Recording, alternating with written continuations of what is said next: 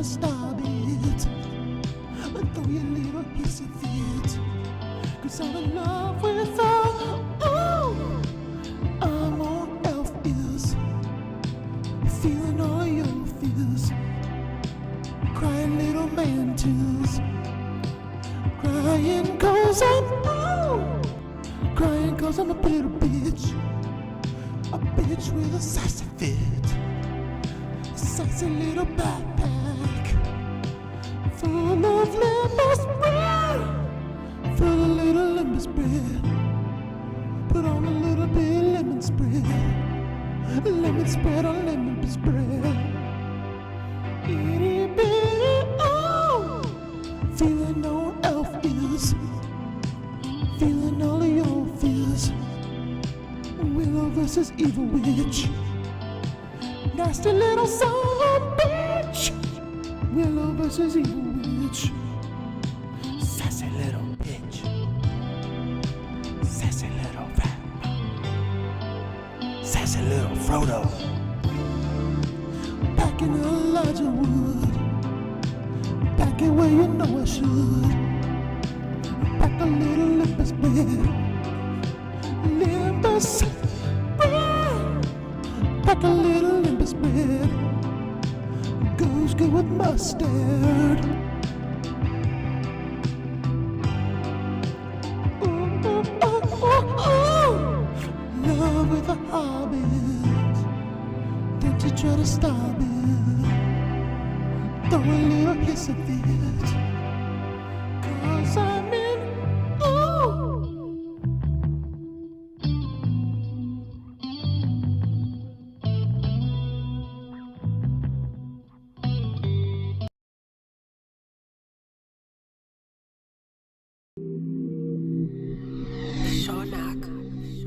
On the beat.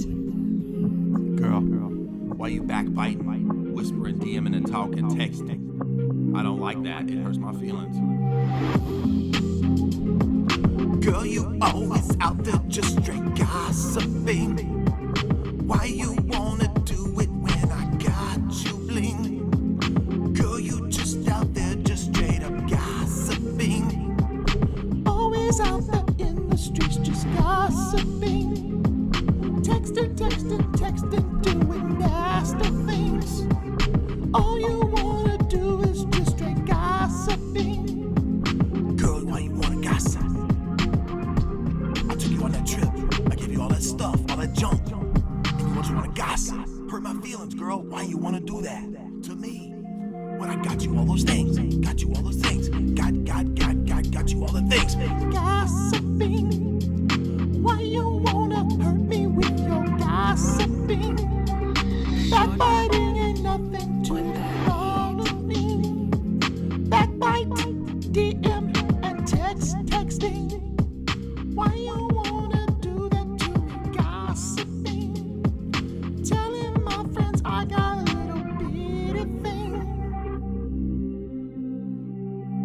Gossiping and gossiping. Whispering and backbiting going pss, pss, pss, pss, pss, pss, pss. Rumors going crazy. It's like a fractal of rumors all around. Now the streets talk me down. They make fun of me because of you, girl. Please delete and remove all the texts that you sent out. I don't care to who. Just delete all of those bad feelings, girl. Gossiping.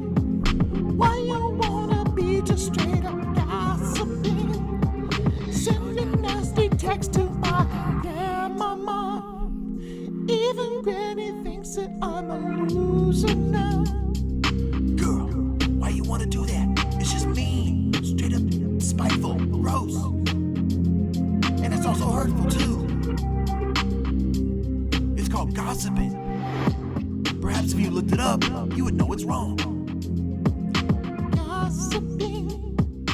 Why you wanna do that straight up gossiping? Girl, tag with me. Why you wanna tag all your girlfriends too? Tell them in a mass text that I love.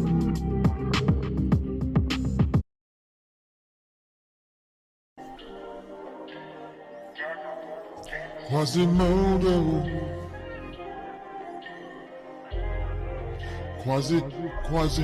Quasimodo.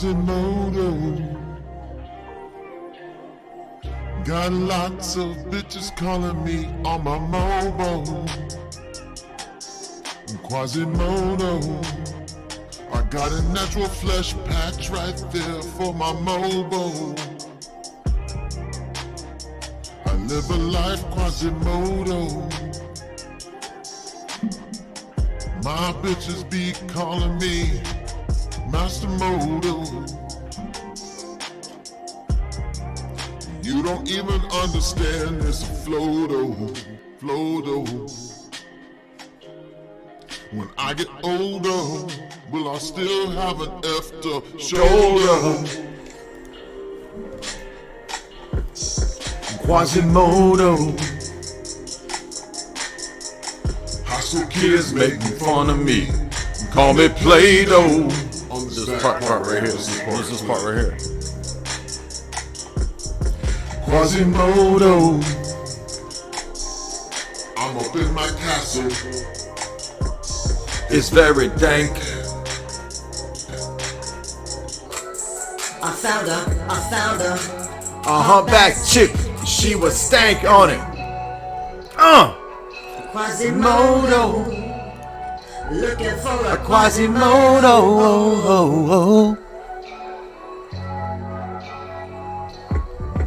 Quasimodo. You don't even know what it's like with a little bitty friend on your back like this right here. I got a little brother on my shoulder. Quasimodo. I just bought a weird modified Lambo so that I can drive in a weird way inside a modified Lambo. Whoa. You don't even understand my flow though. Somebody said, do you have an EDM hit? This was very helpful for my therapy. Yes. Hello. I have one of the best EDM dance hall hits that was sweeping the clubs in Europe back in the early 2000s. It's called Usury. Y'all ready for this? Bankers on the floor. Bankers. Oh yeah. There's only one thing that can bring this world together, and that begins with you. The word begins with you, not you. I'm gonna tell you what word it is. Usury! On the dance floor. Bankers, get that ass up! Bankers, get on the floor. Bankers, make the people super poor. RAPE, middle class. Bankers, shake that ass. Sweet cream. Sweet cream. CEOs. Yeah, I'm talking to you. By the way, I hope I can find the original audio track instrumental for this, because if I'm gonna open up for riff raff, I'm gonna need this one in the rotation. First of all, this one is super easy to sing. It has like 5 lyrics. Shocker. Dance hits, dance hall hits, DJ mixes, super easy. All you gotta do is have a nice Skittles voice, a little bit of pizzazz and sass, which I brought today to the Piers Morgan show. And just got to repeat some phrases over and over, and you got a nice dance hall hit from the early 2000s. Anyway, I should know in the next few days exactly the band lineup for, I can't even say the name of it yet. We'll say something along the lines of D-Fest. No, not Dickfest, but D-Fest, starring myself. We had one of the bands was a little sassy, getting a little sassy with a little uppityness. We had a little bit of an argument over who was going to open for Riff Raff. Who would be the final opener for Riff Raff? Maybe it's getting reconciled and summed up, settled. We'll see. We'll see what happens. But I feel like my songs are about 50 times more important than a metal band. Not to say that the metal bands aren't important, but cringecore is way more important. How about that? So, cringecore is a global phenomenon that can literally change the world. And I mean, I want to be humble about it. Metal, dude, come on. Metal's been around for a while. Ozzy Osbourne, Mother, I'm coming home. Times have changed, and times have changed. It's been so long. Mama, please, no more metal songs. All right, we've had enough Ozzy, dude. We know about metal. Come on. Another metal band? What are you going to sing about? Skulls? What's the name of the guy up in the big metal cage? That one metal band? Donnie, what's his name? I don't know none of this metal shit. Oh, dude, you ever seen that awesome 80s metal band that has the big skull inside of a metal cage, dude? Oh, that's badass, dude. What's his name? Donnie? Donnie? Danny, Donnie, Joe, John, Jordan, whatever his name is. I don't care. I like gay-ass metal stuff. What's his name? The only metal that's allowed is... What's the name of that dude in that skeleton? The crypt. They got a crypt keeper up in a cage. Crypt Keeper, I hope you like metal. What's his name, man? Headbanger's Ball. No, that's not his name. Donnie. Is it something? It's something stupid like Donnie, isn't it? 80s metal band with skeleton dude. Let's try that. In a metal. In a cage. It has a name too, like in the name of the band. You're thinking of Skeleton Witch. Hell no, I ain't thinking of Skeleton Witch. Ain't nobody heard of damn Skeleton Witch. Some unknown ass metal band with every other metal band's cover. Oh, let's put some warriors in skulls and skeleton warriors, dude. Yeah, man, that's freaking badass, dude.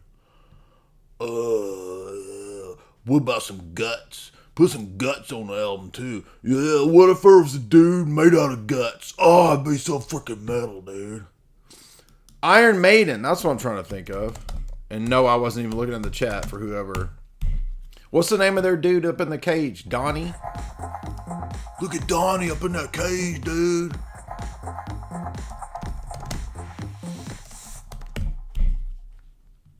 What's the maybe I'm thinking of the wrong band.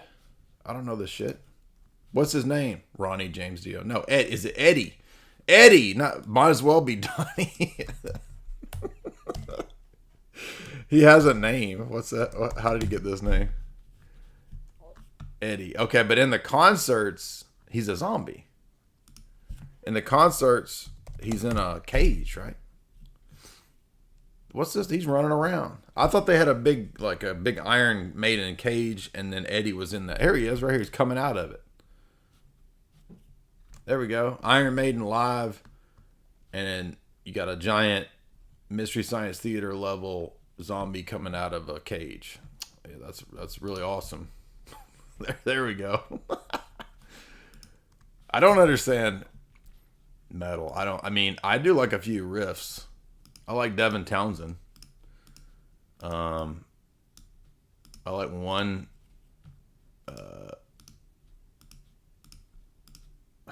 I can't even think of the names. There's so few metal songs I like. I can't even think of them. But I know I don't like none of this shit. Now, I have friends that are metalheads, so I'm not trying to offend the metalheads. It's fine if you guys like metal. I get it. It's kind of, it's kind of a masculine vibe to it, right? But, when I hear maidens, I'm thinking of wenches. I'm thinking of bar maidens. I'm thinking of let's go meet some chicks at the wench party. There's going to be big gallons of ale, goblets of ale. I'm thinking I'm going to see giant peasant bosoms, right? That's what you think of. You think of peasants, maidens. No, it's a giant zombie. What? Yeah, the maiden is a zombie. And he pops out of a cage, and you get to hear a lot of loud metal bands. And so, I mean, that's just not, okay, look, that's not who I envisioned opening up for Riff Raff. Because I envision myself opening up for Riff Raff. You know what I'm saying? You know what I'm saying? Now, enough of that nonsense. We ain't trying to get inside of a medieval Iron Maiden device. We're not trying to go full Cannibal Corpse. We're not going full Gwar. We're here to talk about the rights of the oppressed. Who do I mean? Who's been oppressed? Well, everybody, pretty much. But the most oppressed on the oppression scale has been the people who find, shall we say, zombies attractive. What do I mean by that? We were just talking about Eddie from Iron Maiden, right? Maybe you think he's hot. Maybe you don't. Okay. Who are you to judge? We got a small sector of society that does not, that likes people more on the deceased side of things, more on the other side of the RIP, if you know what I mean. A very small sector of society has certain attractions to the zombie kin, shall we say. Those people have been oppressed. Who are you bigots to oppress and judge people just because I don't want a person alive? Whoa. Oh, I don't want blood coursing through their veins, which, by the way, is kind of creepy. You want blood going through someone's vein? Excuse me. What? Vampire? Get out of here. Just because I don't want a heartbeat, just because I don't want electrical impulses in the brain, I'm a bigot. I'm a perv, okay? And so I called it out today on Pierce. I said, Pierce, even though your name is Piers, I said, Pierce, how long until we have full rights for those with zombie tastes? It's Pride Month. Okay. People are proud of their identities. Okay. I like zombie chicks. What can I say? At least I don't like zombie dudes. Right. At least I'm not into Eddie from Iron Maiden. Well, who are you to oppress me? And we debated two Atheists today. And yes, I called them that on the stream. They had a meltdown. They got their feelings. They got their feet hurt. I said, well, I'm out debating two Atheists. I'm 20 degrees of degeneracy beyond them. 20,000 degeneracy points beyond them. I already am moving for zombie rights. Zombie love rights. And y'all need to stop oppressing me. So anyway, I called for that today. And then we got into the debate about the R word. Is it wrong to say the R word? I said it can't be wrong to say the R word when we got two retards on the stream right now.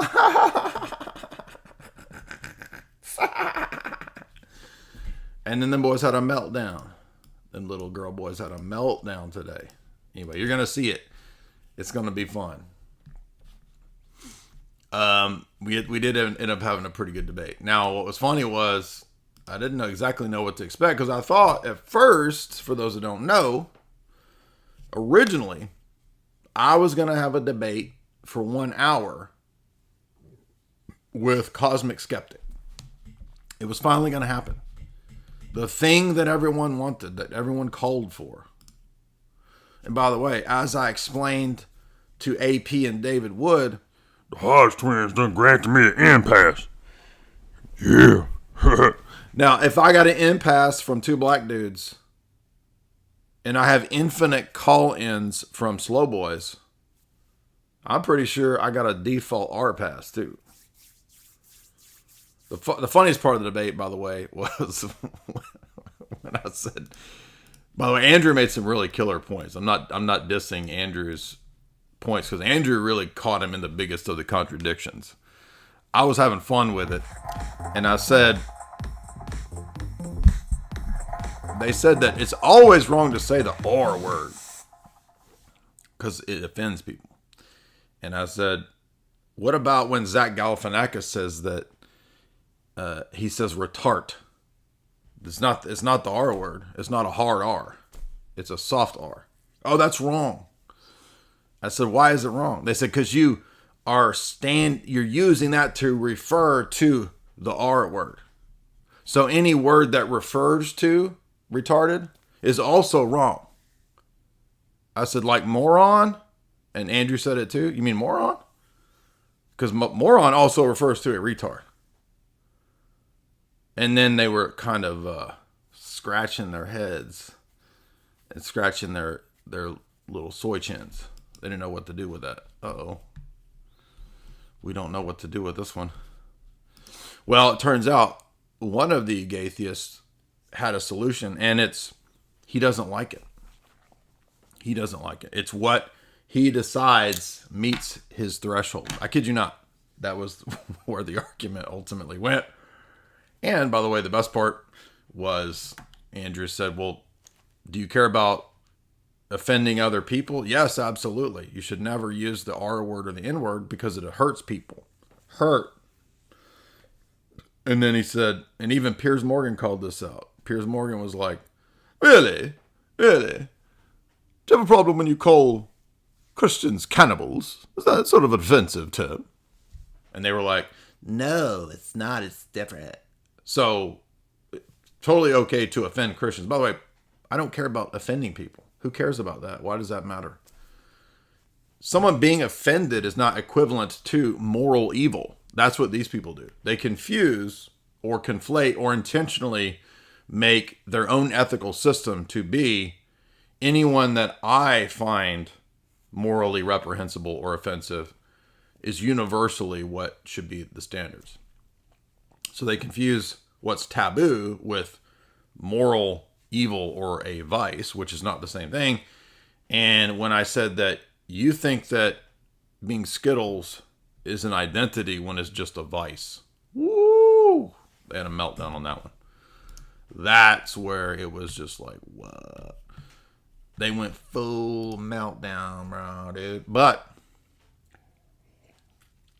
I think when you watch it, assuming that everything that was said stays in there, what you're going to notice is that the whole actual motivation for the atheists was just to have their vice.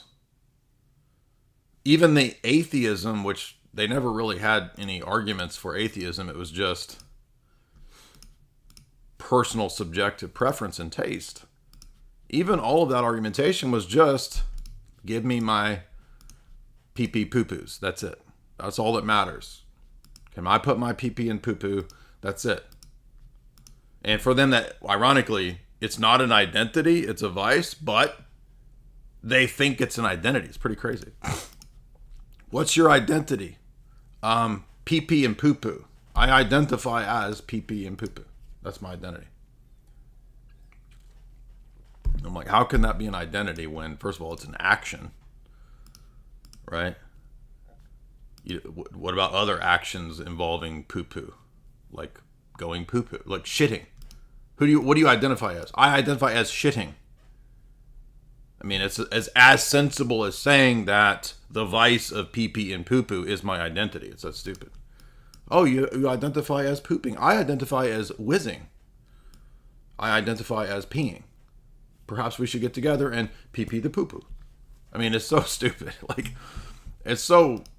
By the way, I even brought up, they thought they had a gotcha. They were like, Jesus would never call someone a name. And I was like, you mean like when he called them dogs? And the atheist guy goes, that word didn't mean anything derogatory. Well, then what was the point of it? Anyway, it's super low tier. It's super numb. And when I hopped on, as soon as you get into the control room, you're watching the other show that's being filmed before your show. Because I guess they film multiple interviews a day. But Kevin O'Leary was debating this Democrat dude. And what was funny was, I mean, I don't really care about, I think gives Kevin Leary like a classic Democratic Party kind of dude. And so I was watching this debate over Elon Musk. And the only reason that I'm bringing this up is that they were also debating masculinity and male influences. And this, whoever the Scott Galloway person is, was just this total Democrat soy man talking about his selling his company or something and all this stuff and why Elon Musk is bad. But it's none of the genuine actual reasons why you might criticize Trump or Musk. Right? It's just whatever is the hot topic in the news right now makes them suddenly toxic masculinity proponents or whatever. So it's just like the whole debate is so preposterous because that whole debate that I was watching was about nothing that's a real philosophical debate. When we get to our debate, there's nothing about what actually grounds or gives an account for ethics or morality, which I actually brought up to Danny, the one that stumps Jordan Peterson in the debate on Jubilee. And Danny didn't know what the Izot question was. He didn't know how to answer that. He didn't know. Danny doesn't know what an argument is. He thinks that you can be an atheist and not have any epistemology. He thinks that if I talk about the is-ought problem from David Hume, he says that's not an argument because it's not a syllogism. And by the way, the first thing he did when he came on was he says that when I booted him from a Discord debate 2 years ago, it was bullying him because he's Skittles or bisexual. What? If you go listen to the clip, the whole clip is like 5 minutes, and the whole argument is that he thinks that atheism does not entail any epistemology or epistemic claims, which is preposterous. The very definition of the word is an epistemic claim. So he doesn't know anything. Doesn't know basics. Right? So here's the 5-minute exchange that I had with him 2 years ago. The first thing he says when he comes on to the Piers show is, well, it's like 2 years ago when Jay bullied me and booted me for being LGBTQ. It's like, none of that even came up. What are you even talking about? Like I know who he is. The whole debate's over tag and epistemology. Okay? But he lies immediately. And I think this is the whole thing. Like, Skittles is narcissism and lying. That's the whole thing is all it is. Because, and if you doubt me on the lying part, well, these two dudes were intent on proving that there's nothing wrong with men and women's sports. So they're like pro TRANZ too. So that is all based on lies, like fundamental lies about meaning, truth, ethics, biology. In order to defend any of those positions, you must by default be a liar. So it's not just merely being wrong, it's just being a liar. And I forget who it was, but somebody had an analysis a long time ago that one of the root problems of Skittles isn't just pee pee poo poo, it's actually narcissism. Like the Skittles dudes are all narcissists.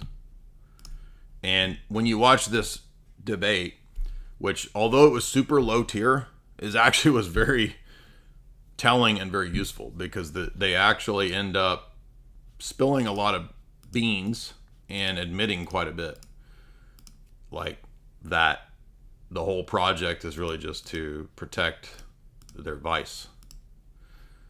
And when you ask them, how can an action or a vice be an identity? They short circuit. I know that all sins have as a root pride, right? As Augustine says. I agree with that. But this is a little bit different, that there's something about certain actions that are worse than others. Also, they don't have any conception of the fact that there are sins and actions that are worse than other sins, right? A sin of negligence in, I don't know, saying morning prayers, that's not as bad as genocide. That's a much worse sin. So they had this argument that, well, everyone's a sinner in your view, so you have to accept everything. What? Where do you get that? What are you talking about? Just totally made up. Now, I wasn't originally going to do open forum today, but I will, because we had somebody saying that there's a Roman Catholic and there's Mormons that want to come discuss. So I don't know exactly who's coming. Hopefully they will. We had Catholic debater guy wants to come in 1 hour, he says. Okay, fine. Let's do it. He thinks he can defend how Nostra Aetate and says that Catholics and Muslims worship the same God, because he thinks he's got a linguistic defense, even though we've refuted this like a million times. But then I don't know if this guy's a Mormon. Cade, what's on your mind? We have some Mormons supposedly want to come. Hey, Jay, what's up, man? Can you hear me? Uh-huh. Good to see you, man. You've been crushing it lately. But I want to say you actually had 2 debates with Danny. He changed his name in a second debate that's on YouTube. Oh, yeah? I didn't know that. Yeah, if you type in Jay Dyer versus Daddy Smoke on YouTube, that's him in a Discord call with a voice changer. Why did he use a voice Because changer? he can't compete with you. That's literally his cadence, and I talked to a girl that was in that. That's literally Danny in that Daddy Smoke debate. But I had a question. Okay. If you want to play that, he gets cooked in that. But do you have any literature, any videos out about House of Savoy and the black nobility when it comes to the papacy? I don't know about that. No. Okay, yeah, I've been looking into it a little bit lately, but I was just kind of curious if you could make some sort of analysis about House of Savoy and the noble families of Italy and their kind of controlling of I don't if you don't know about I mean, people have just made a lot of critiques about like Medici's and, Medici banking and those things influencing the Renaissance papacy as well as occultism.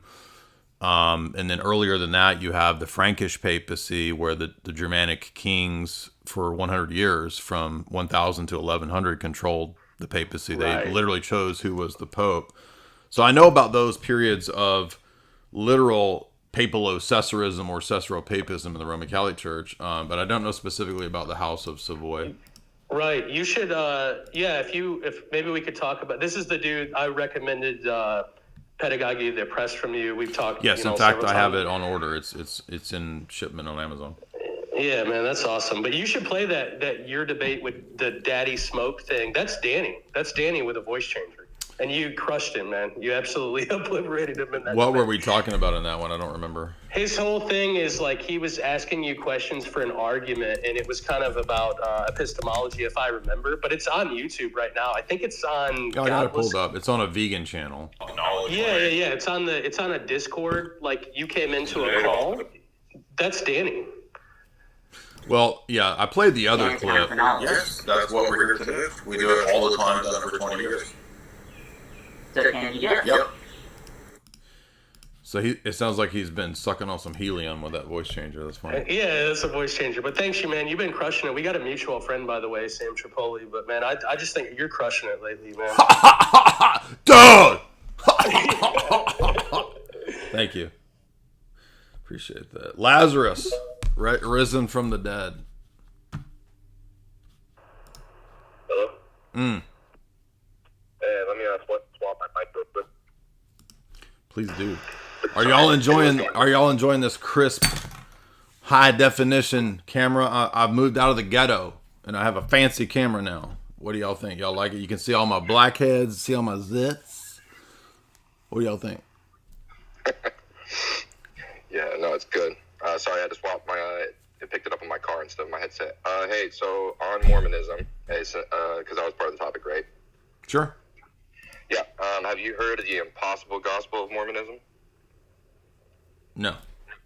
Okay, so on YouTube you can look it up under Keith Walker.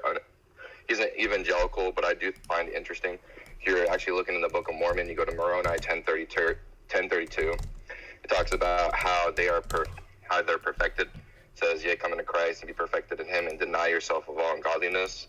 And if you deny yourself of all ungodliness, and love God with all your might, mind, and strength, then it says, "Grace sufficient for you." So basically, the Mormon gospel is you have to be perfect in order to be saved, and that's also referenced in 2 Nephi 25:23, where we know that we're saved after all we can do, and that cross references with the Alma 11:32, which says we know that you cannot be saved in your sins. So in order for, so they don't even confess that Christ or God or whoever or the Holy Spirit saves them. They have to save themselves. Correct. Yeah, I did know that. It's a very crass. I'm going to pull up that Alma text. What did you say it was? I think it's a Alma 11:30. I'm going off of memory here. I think it's Alma 11:32. I know it's in chapter 11 for sure.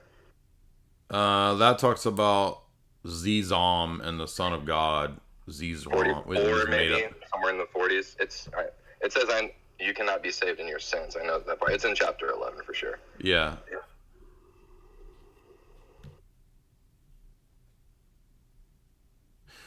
Yeah, I mean, it's there's no idea that the death, burial, and resurrection of Christ atones for sin or achieves anyone's salvation by grace. It's some kind of weird, ambiguous redemption that it's not the Holy Spirit even coming and saving you. The Holy Spirit, if I have another book from Joseph S. Smith, which is the teachings of all the Mormon apostles, and it says the Holy Spirit is the witness and the testifier, and it never even explicitly says that the Holy Spirit's a person. It just says the power of the Holy Spirit, who is a witnesser and a testifier and a power, which is really ambiguous. So it's not even the Holy Spirit like redeeming you. It's some kind of generic moral attestation of, in your spirit or something that tells you that you should be good, and what it means to be good, as we saw in the last Mormon call-in, was to keep all the Mormon rules, basically the temple rituals, right? Right. So when you ask a Mormon about salvation, they the way that they will actually define it is that you do your best and Christ makes up for the rest of it. But this text explicitly states that it's all dependent on you. Mm-hmm. So that there's the contradiction between the position there. Also, can I ask you just a quick non-relevant? I'm trying to piece my head together on a philosophical concept. Mm-hmm. Okay, so the argument from silence is suggesting that you need to have evidence in order for something to be true. Am I understanding that correctly? I mean, an argument from silence is just a weak argument because there's nothing there. It's so ambiguous that it doesn't really do much to prove or disprove anything. So when people say that's an argument from silence, they usually are referring to something like you can't prove a universal negative or something like that. Okay, so Sam Schumann was critiquing JP in a debate that they had, that JP was arguing from silence, saying that since the Bible doesn't explicitly say the intercession of the saints, therefore we don't need to practice that because the Bible doesn't say so. I know the premise of sola scriptura because I'm Orthodox myself, so I don't accept that premise. But what I was trying to wrap my head around is from the argument of silence versus the burden of proof. Like, he's making arguments of silence, but you also need the burden of proof. Does that make sense? Well, a lot of times in debates, people use the phrase, you have the burden of proof, where they try to just shift it. And you don't hear me usually saying that, just because most of the time, both sides have a burden of proof. There is no strict situation unless the debate is formulated as a specific affirmative premise or a negative premise. Abortion should always be banned. And if I take the affirmative on that position, maybe in that case I have the burden of proof or the weight of the argument. I wouldn't have agreed to the way that they formulated. Well, I take that back. The formulation of Ubi's debate versus Voice of Reason wasn't really a problem, but because it was formulated as a question with Ubi taking the position that the Orthodox Church is the church of the first 1,000 years, not the Roman Catholic Church, it gave the cheap debate tactic out for Voice of Reason to always just say, you have the burden of proof. I don't have to prove the Catholic Church. The Catholic Church is not under investigation today. It is only your position. Which that's not really how debates work. In fact, especially if you believe in paradigm level debates like I do, which a lot of debates end up being paradigm level debates, then there's no way I would ever agree to a debate where I have the burden of proof, but I can't do an internal critique of their system because they're just going to pull the Voice of Reason trick where, oh, I don't have to talk or defend Catholicism. It's only your position that's being investigated today. I would never agree to that formulation. But in the case of what JP, you're saying, he argued, well, first of all, like you said, that's a presupposition that the only doctrines or theology that we believe are the ones that are, quote, explicit in the scriptures. Where does the scriptures say that first? So that's his presupposition that's not biblical. The church fathers don't operate on that premise. We don't have a canon in the first 3 centuries by which you could even operate on that premise if you're an early Christian. But beyond that, it's also ambiguous as to what counts as, quote, explicit. So, for example, for all of us who are Trinitarian, we think the Trinity, even though the term isn't there, the Trinity is explicit throughout the Old and New Testaments. Unless you're ignorant, like a Muslim or Trent Horn, then you think that it's implicit, it's not explicit. I don't think it's implicit. I think it's explicit. But you see right there is an example of something that we would say, well, just saying that it has to be explicit in the scriptures is also itself ambiguous. First of all, the canon of scripture is not in scripture. What counts as explicit and implicit is by definition somewhat vague. I'm not saying everything is, but for example, low-tier Protestants think that it's explicit to not have any imagery, from the second commandment. But we as Orthodox don't think that that's at all explicit. So your paradigm is going to determine how you interpret texts. Texts are theory-laden. They don't come with some obvious self-evident perspicuity from a paradigm perspective. So I would reject from the outset, and Dr. Bo Branson has a good critique of this too. He agrees with me on this, that a lot of times in debates, people just use the tactic of saying, you have the burden of proof, not me, to shift away from having to give any answers to an internal critique. Yeah. And I mean, he even went as far as to say that he'll grant the 73 or 76 book canon, whatever, and then he would also grant the any church father before the 4th century or after the 4th century. Okay. Which is good enough for me, but the way that he understands what the church fathers are saying is just it's obscure to me. Well, it's just more Protestantism, right? Yeah. It's like saints could refer to both saints living and both saints that have died. It doesn't specify. When we had our exchange about that, he admitted that he could see where we're coming from, and then he just sort of defaulted to, but it's not explicit. Okay, but what's the determiner? What's the epistemic principle that tells you and the rest of us what counts as explicit? Oh, I see. Yeah. That I give him the same kind of critique on the concept, the very thing you mentioned on the Trinity. I said the word Trinity isn't there, so should we throw it out since it isn't explicitly mentioned? And the first person, if I'm saying this, correct me if I'm wrong, was Tertullian that brought up the terminology of Trinity. So should we reject it because he's Manichaean? Well, he's not Manichaean. He became a Montanist, but Montanist, thank you. It's also Theophilus. Theophilus and Tertullian used the term very early. But a word is just a word. And I think the root of this is he's not understanding how language works. And a lot of Protestants work this way because Protestants have the doctrine of the sufficiency of Scripture and the perspicuity of Scripture. And as Orthodox or even as Roman Catholics, when they approach this issue in debates with Protestants, we often point out that the Scriptures are not necessarily clear to all. You have the text where, you know, the Ethiopian eunuch says, how can I understand unless someone guides me? And we think the church plays that key role of helping and guiding people to interpret the text, especially in an ancient world where most people couldn't read. So they're literally relying on the accuracy of the priesthood, who can write and read, to interpret and exposit the text. And also it's just ignorant based on how the church actually functioned. So Protestants think of the early church as a low church, house church movement. It's not. They have liturgies, they have public services. Eventually they convert basilicas, which are Roman estate houses, into cathedrals. Those become basically the same kinds of basilicas and cathedrals that we have today. If you go into the catacombs in Rome, as I've done, you can see the imagery and the icons in the catacombs. So they have altars where they did the Eucharist. So their whole mindset is just totally divorced from history, and it all rests on reading Protestant low church presuppositions into everything in the early church. Yeah, their response to that is usually the following, that how do we know that these are actually Christians saying that, or that there's many heresies going around? They're Christian symbols. Like, I mean, the church that's persecuted is in the catacombs. So to argue this obscurantist argument that, well, how do we know that it's images of Christ. I mean, he's like the good shepherd. He's pictured as the giving the loaves, right? Doing the miracle of the loaves.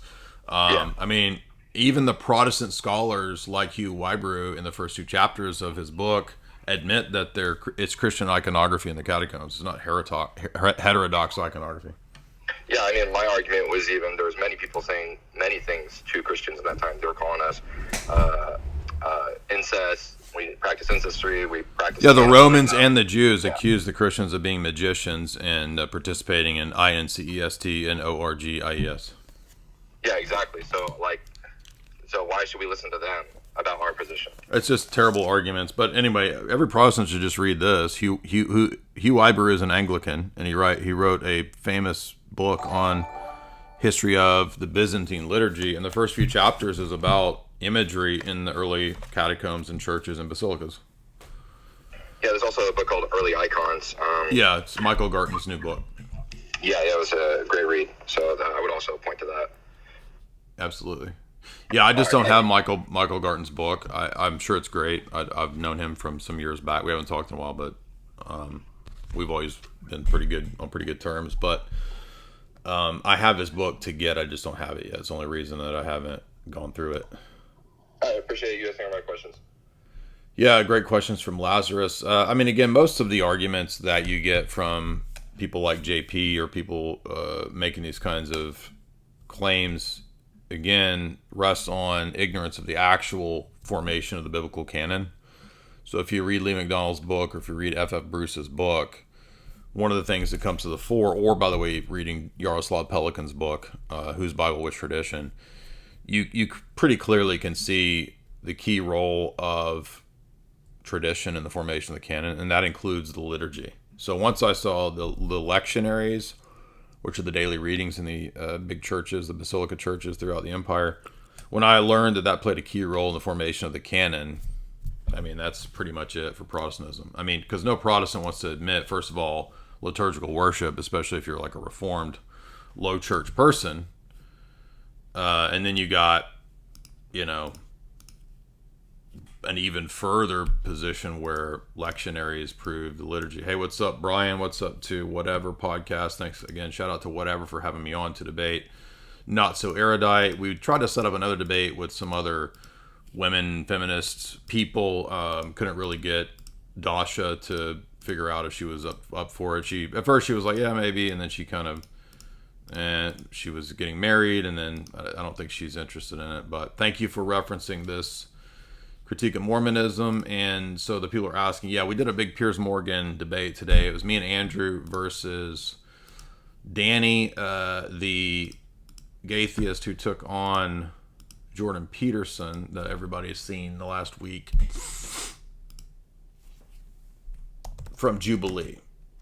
And I don't remember the other guy's name, but he's the other one that keeps squeaking and squealing in the background. Not the broccoli haired dude, but the guy, hypotheticals, right here where it says hypotheticals. That is the other dude we debated. So these first two dudes is who we debated.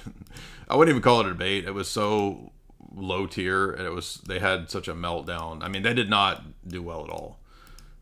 Pretty much every topic that came up, Andrew and I were able to pretty quickly point out that they were basically just immediately contradicting and being hypocritical on.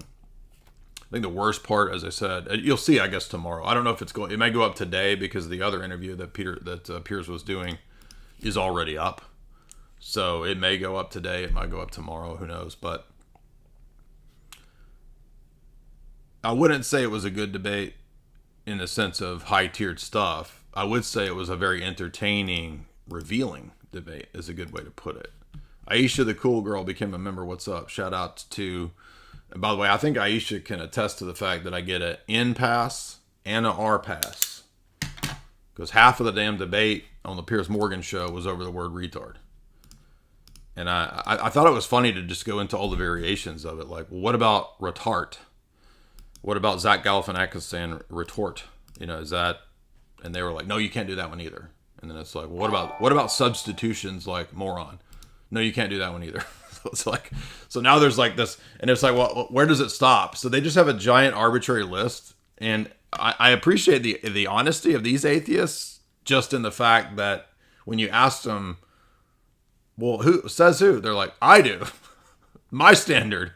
Like, usually you get people trying to come up with some kind of philosophical argument for an objective standard. Not here. They're just pretty much like, no, I decide. Me. And it's like, well, why you? Because I'm against bullying. It's like, I was like, why is it wrong to be a bully or a bigot? Because I don't like it. And then it got into, even Piers Morgan got into it. Even Piers, who's basically liberal, was like, you think it's wrong to call Christians cannibals? And they're like, no, we don't care. And they're like, well, wait a minute. You said that the reason it's wrong is that if it hurts people's feelings. They're like, yeah, but it's different. It's okay to hurt a Christian's feelings. Not that I even care that, like, I don't care if you call me a cannibal. Like, everybody on the internet gets called names every day. So this is so stupid, right?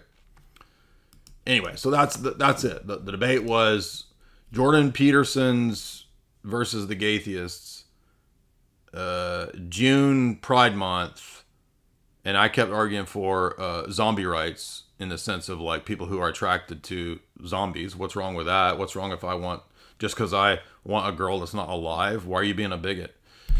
And I don't think they were in any way coherent on that. By the way, I meant to go full cat carcass, but I didn't, right? Because the best way to extend this argument is I want to have intimacy not just with human bodies that are no longer warm. I'm interested in a relationship with cat carcasses. And why are you oppressing me, you bigot? But I thought that was a little too far for Piers's show. So anyway, it ended up being very comedic. I'll put it that way. So I guess in that sense, it was a victory. All right. He wants to debate. He said he's been wanting to do this for a while, and he's going to tell me how the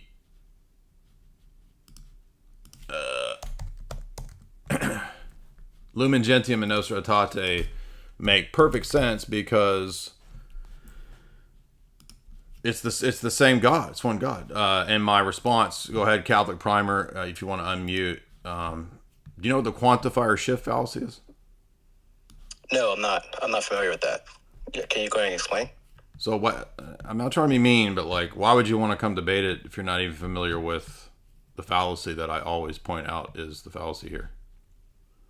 I'm not. Well, I just want to be upfront and say I do like your stuff. I've listened to you, with Islam, with feminism. So I'm not trying to debate or to come at you antagonistically. I just want to provide you my own perspective, and then you can tell me where you would disagree or agree. Okay, well, I'll outline what that is first, and then Sure. you can tell me. Let me tell you what that is first, and then you can make whatever arguments you want. So the quantifier shift fallacy is a pretty.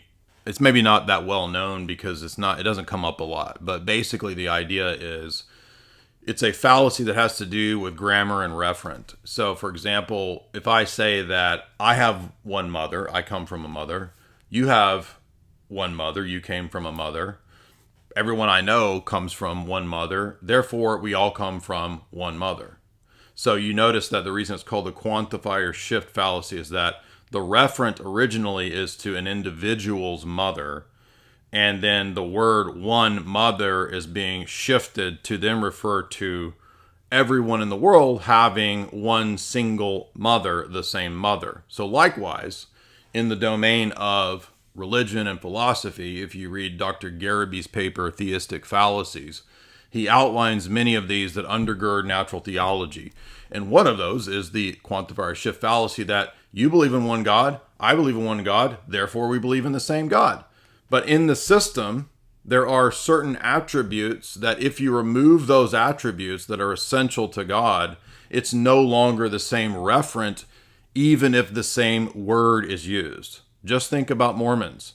Mormons say, I believe in a divine Son of God named Jesus. Therefore, we have the same Jesus. No, we don't, because the Mormon Jesus has excluded certain essential qualities that pick out the same Jesus that we refer to as Christians. Therefore, Nostra Aetate is making the quantifier shift fallacy that because Muslims believe in some attributes that pick out a single monotheistic deity identified supposedly as Abraham's God, it's therefore the same God. But that's false. I agree with you. Like, if you explain it that way, yes. If that's I've always explained it that way, and so I don't understand how you would then say... What I understood from your comment the other day was that you had a way to explain that Nostra Aetate can work because Muslims and Christians, quote, believe in the God of Abraham. No, they don't. Okay. Can I explain to you my perspective? Go ahead. So, ontologically speaking, I do believe that the Allah of the Quran and the God of the Bible are two different gods, right? They have completely different qualities. They behave differently morally. I believe that Muhammad probably had some sort of demonic experience. It wasn't really God speaking to him or Gabriel. Ontologically, I do believe that they're worshiping a false God. But if I were to ask a Muslim, do you believe that you are worshiping Satan? Or do you believe that your God is different from our God? In their mind, they believe that they're worshiping the same God. So? Right? And they just think that we have it wrong. So? And right. In the same way as we believe that they have it wrong. So the analogy that I try to use is, let's say, we're talking about Michael Jordan. And then you say, oh, yeah, the guy with 5 rings. Like, you got a fact about him wrong. But then I try to correct it. No, he actually has 6 rings. Right? We're trying to refer to the same person. Yeah. Even if one of us gets it wrong. The reason this doesn't work is that that's a false analogy, because in the case of certain reference in intentionality, you might be able to intend the same deity. And if Nostra Aetate or Vatican or Lumen Gentium only kept it at that's what they believe, you might be able to make the text work. The problem is that that's not all that it says. It actually says that they do adore the same deity that we do. The one they do adore. It doesn't say they think they adore the one God. It says they do adore the one God, living and subsisting in himself, merciful and all-powerful, the creator of heaven and earth. They take pains to submit to his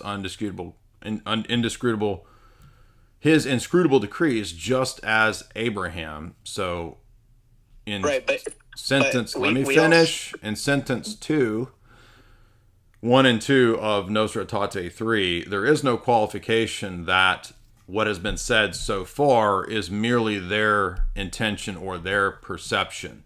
It identifies the adoration, which in Catholic theology is a term of worship, with what Muslims already possess. And you just admitted at the beginning that ontologically speaking, it's not the same referent. So even if they intend it, it doesn't matter, because Vatican II says that they actually adore that God. Okay. You finished? Yeah.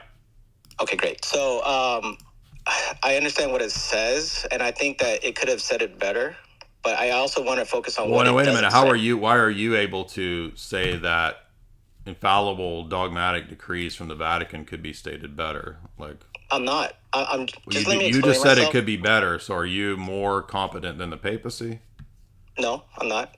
Well, you just said it could be stated better. So in this case, you are, right? No, I just want to explain myself before you. You just said it could have been stated better, meaning that you are more competent in this matter. How is that not the case? Okay, then can I retract it and then just go into what I want to say then? Yeah, but for the sake of the audience, the paper that I'm referring to that I recommend people read, which deals with all of these terrible arguments, is called Theistic Fallacies by Dr. Gereby, Gereby, right here. So if you do want to go deeper into this argumentation, I'm not meaning to be rude to you, Catholic Primer, but this paper takes on Swinburne and other pretty popular proponents of Thomistic natural theology. Go ahead. Okay, so what that paper says, it doesn't say that they're ontologically the Nostra Aetate. It doesn't say that they're the same God. It just says there are certain attributes that they listed that were similar. Self-sustaining. No. That's not what I read. What it says. It says they adore the one God. Adoration correct. in Catholic. It's not correct in Catholic theology. Adoration is a term of worship. Well, that's correct. They believe that they adore that's the one not what God. it says. The qualification that their perception is later on stated to be about the faith of Abraham. It does not say that until later on. It says, just as Abraham, who the faith of Islam takes pleasure in linking itself, submitted to God. The first sentence and the second sentence are about what they get correct. They do adore the one living God, and this is precisely why your papacy prays in the mosques towards Mecca. Okay, I'm trying to express myself, but you're interrupting me at every point. No, because literally the thing you just said is the first thing that I covered. I knew you were going to say, that's just from their perspective. It's just saying what they think. That is not true. I just refuted that. The first frickin' thing I said, they adore the one God. The qualification doesn't come until the next sentence later on. But it doesn't say that the one God that they adore is the same as our God. Yes, it does. They adore the one God. You're lying. It doesn't say they're ontologically the same. It doesn't have to, because it says they adore the one God. You're being dishonest. It says that they believe that Jesus is not God either. What does that have to do with this? It's this phrase. It says that Jesus is not God. So what? This is the problem phrase. All that means is that they're contradicting themselves. We know that Muslims don't believe in Jesus as God. So what? What does that have to do with this? It's not true that they adore the one God. That's false. Okay, so then let me clarify then, because I think that whenever we say the same God, I think that it requires too much unpacking. I think it's better asked is, does the Muslim conception of God matches the Christian conception? No, that's everybody knows, and you already said at the beginning that we agree that that's false. That's not the problem. The problem is the statement in the dogmatic document, they adore the one living God. Right, but it also doesn't say everything else that you're trying to conclude. Yeah, what are you talking about? What's the false conclusion? I'm just going by what it says right there. What do you mean it doesn't say all the other stuff I'm saying? Well, I mean, if you go off of Pope Benedict and John Paul II, they don't. All that means is that they contradict. What does that mean? What does that prove? What do you mean all the other stuff? Like what? Like them praying in the mosque towards Mecca? Their actions show what they believe, dude. Get out of here with this bullshit. You guys are such liars, man. I guess this stuff. Why would they pray in the mosque towards Mecca if they don't believe that? It could be, I don't know, for other reasons. I don't know. It could be for solidarity. The reasons don't matter. What do you mean? You can't do that in Christianity. Go pray in the mosque. What do the ancient canons of the first 1,000 years of the church say about praying in the synagogues or in the gatherings of heretics?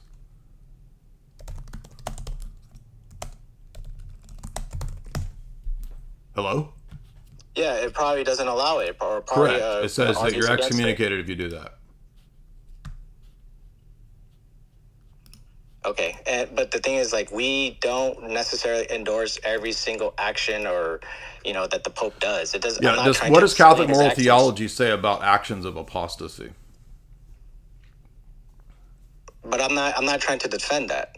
I'm just saying that. So I'm telling you my perspective, what I believe. Catholic moral theology itself It doesn't. Who cares what you believe? We want to know what the Roman Catholic Church teaches dogmatically. Right, and it Catholic doesn't teach that they're the same God ontologically. It doesn't matter because why are you lying? It doesn't matter. No, it doesn't. That has nothing to do with whether this phrase is false. But does it teach that they're the same? It doesn't matter. I know that. See, it does. No, it doesn't matter. Look, do you understand that you're arguing against something that's not my argument? My argument is that your documents contradict. So when you go to another place where it says, well, they admit that Jesus isn't God, that doesn't address my argument that the documents contradict. The phrase that they adore the one God itself is flat out false in Catholic theology in your system. It doesn't work. It's not possible. Why do you think in the Middle Ages the popes would call it an infidel demonic religion and there should be crusades in the Middle East against the Muslims, to now saying they adore the one God living and subsisting in himself? That's a contradiction. But is it true that they believe that? It doesn't matter. Like, do you not, for the fifth time, do you understand that that qualifier doesn't come until later on after they've already made the wrong statement? It doesn't matter how you qualify it later to say that they think they have the faith of Abraham. How would you word it in a way that would sound get out of here, man. theologically correct? It's not. There's nothing theologically correct here, except when How would you word it? How would you word it? Why do I have to state your position and define your stupid Catholic dogmatic nonsense for you? I'm so tired of this dishonesty with these people. And then when you go to how they act on the basis of this, again, in Catholic theology, you can't go pray in mosques towards Mecca, except that now you can, you see. So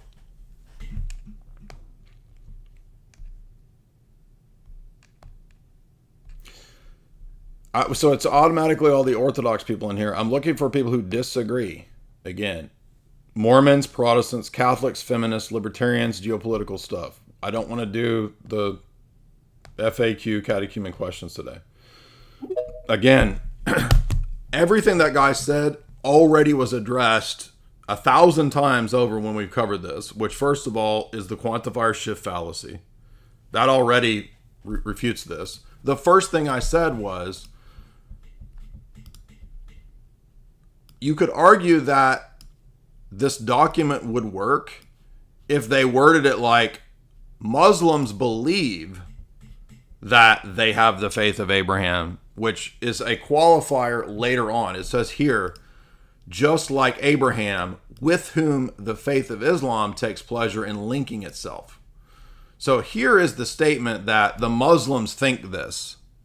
But the problem is that it has already been stated prior to that they adore the one God living and subsisting in himself.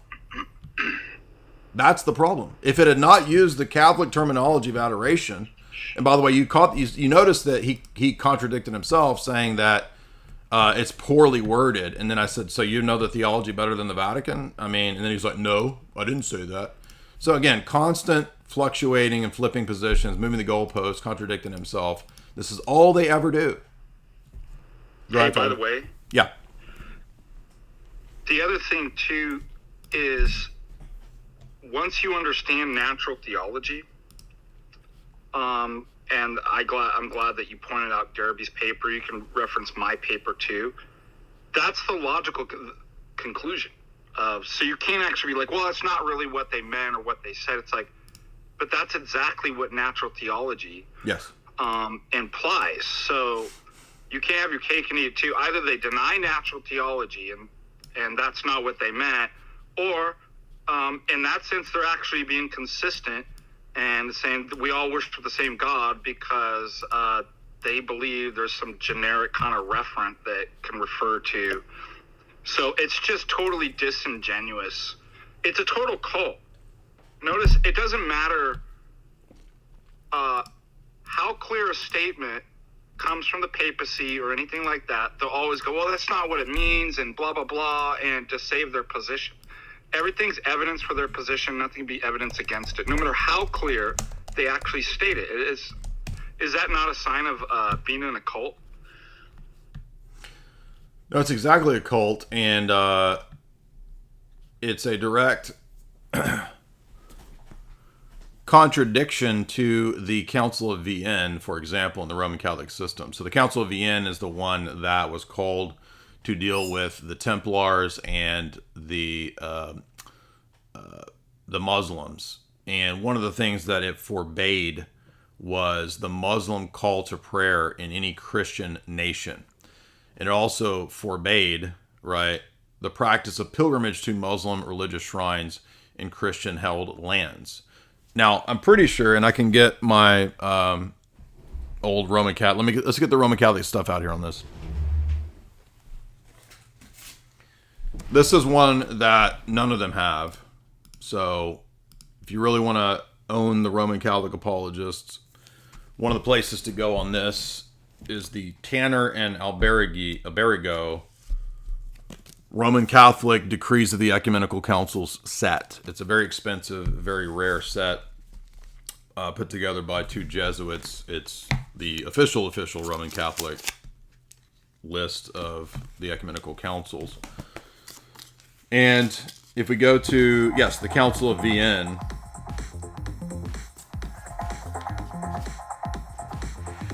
This is page 381. I know nobody has it, but maybe you can look it up on Google Books. So here's the Council of Vienne, page 381. And on the left side, I think you have the Latin of the council, and on the right side, you have the English. It refers to Islam as the abominable sect of Mohammed ought to be suppressed by all Christian princes. That's Pope Clement V at the Council of Vienne. Let me read it again. The abominable sect of Mohammed must be suppressed by Christian princes. Clement V at the Council of Vienne, a Roman Catholic dogmatic ecumenical council. Imagine that in 1312 versus praying in the mosque towards Mecca today. So you want another dogmatic Roman Catholic contradiction? Here you go.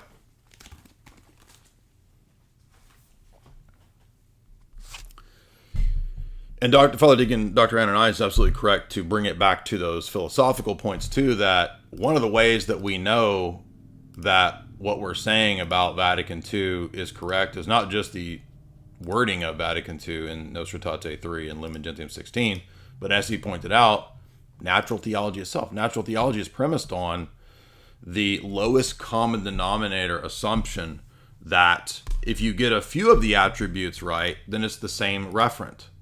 But there's ambiguity here because even then it's still not the case. Because how do I know what the lowest common denominator of essential attributes is that tells me that it's the Christian deity?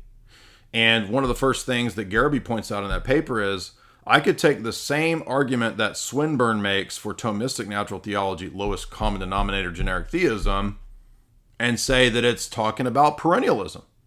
There's no necessity to the LCD being the Christian God. Why would it not prove perennialism? And then he uses various analogies from games and logic, and particularly certain fallacies, to show that it's just like between playing poker and playing Go Fish. There's a lot of things in common. There's cards, there's rules, there's game theory, laws. There's all kinds of things in common. So does it follow from the fact that there's things in common between poker and going fish that there's a lowest common denominator game that is the underlying game that everyone plays? No. They're unique games with a set of rules and conditions that condition it to be that specific game. And they're incommensurable, even though they have things in common. Do you know what's interesting? Speaking of perennialism, because, I spoke with Dr. Garrity, and he actually developed his argument critiquing natural theology when he was studying under Hicks, who's the famous perennialist. Yes, exactly. If you know. And that's what got him to think about, all of these issues, too. Also, he situates this historically after the 30-year war, when Henry Moore was basically is the first instance of the term monotheism. So you have to keep in mind too that there's a historical and philosophical movement within natural theology for perennialism because, we're all at war, but if we can say we can worship the same God. So you can't divorce this from what the actual facts in history. It's like they've been attempting to do this for 300-400 years. Yeah, that's a great point that Dr. Branson makes too for monarchical Trinitarianism, which is to point out that monotheism is a recent English term.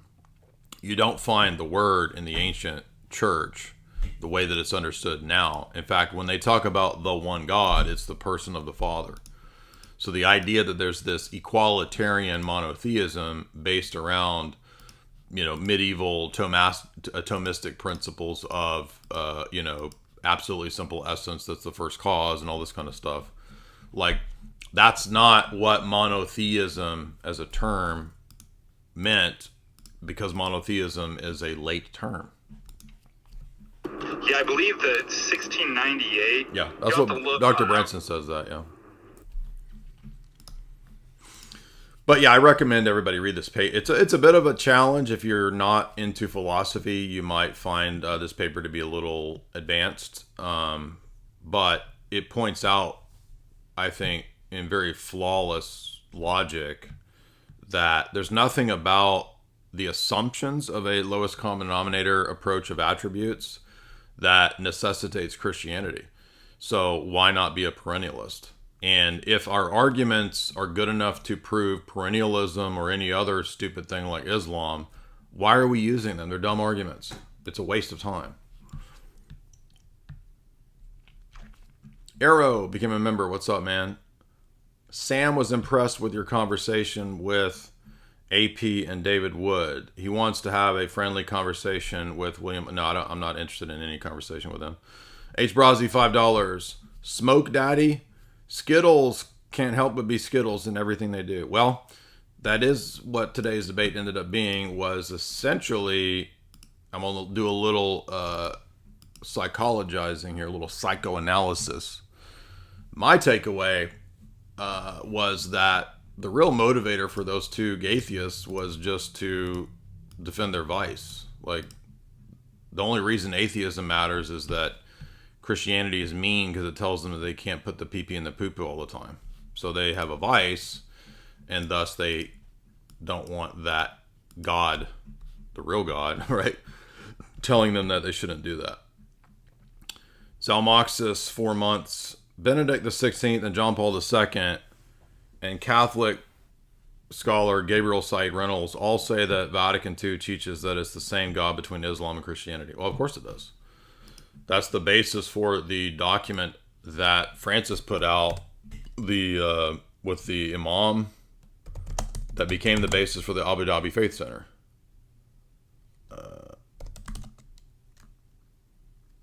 What was it was like the human rights document.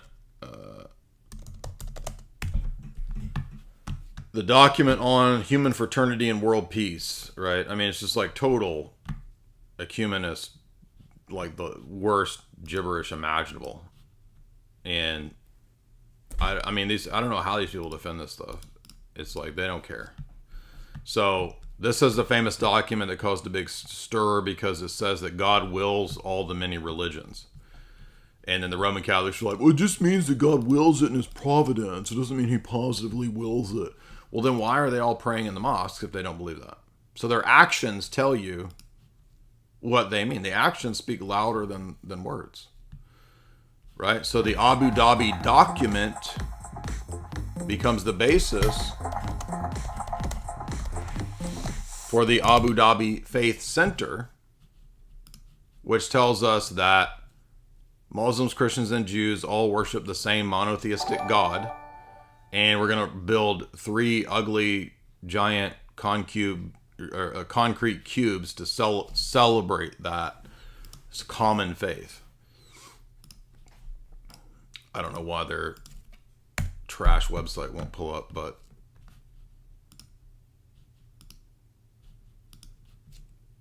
there it is. You guys remember this when they built it, because we were making fun of it. And I'm pretty sure it probably has no cross, right? Because these people hate the cross. It has a menorah, though. No, here's one cross over here in the chapel. The whole premise of this is false. And the entire premise of this is Vatican II's Natural Theology in Nostra Aetate 3 and Lumen Gentium 16. And it's already open. By the way, we played the video too because it's got that creepy vibe of like three little kids bringing cubes together, like out of Transformers or something. I'm making a joke, but do you guys remember this? What's wild is that when we talk about this and we show you what they mean by it and how they interpret it and their actions, people just, they don't care. They still don't care. They still act like, no, you're the problem. It doesn't mean that. You're making it up. Blah, blah. You're bad, you're bad, you're bad, you're bad. That's all they have, right? They're just like the Atheists that we debated today. All they said is why me and Andrew are bad. You're mean, you bully people. Bullying? What are you talking about? Remember this?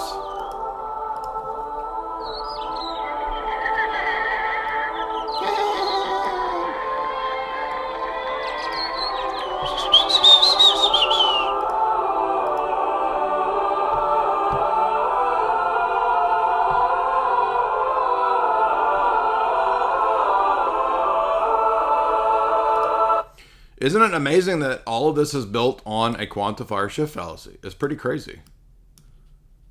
We all believe in one God, therefore it is the same God. Okay, guess what?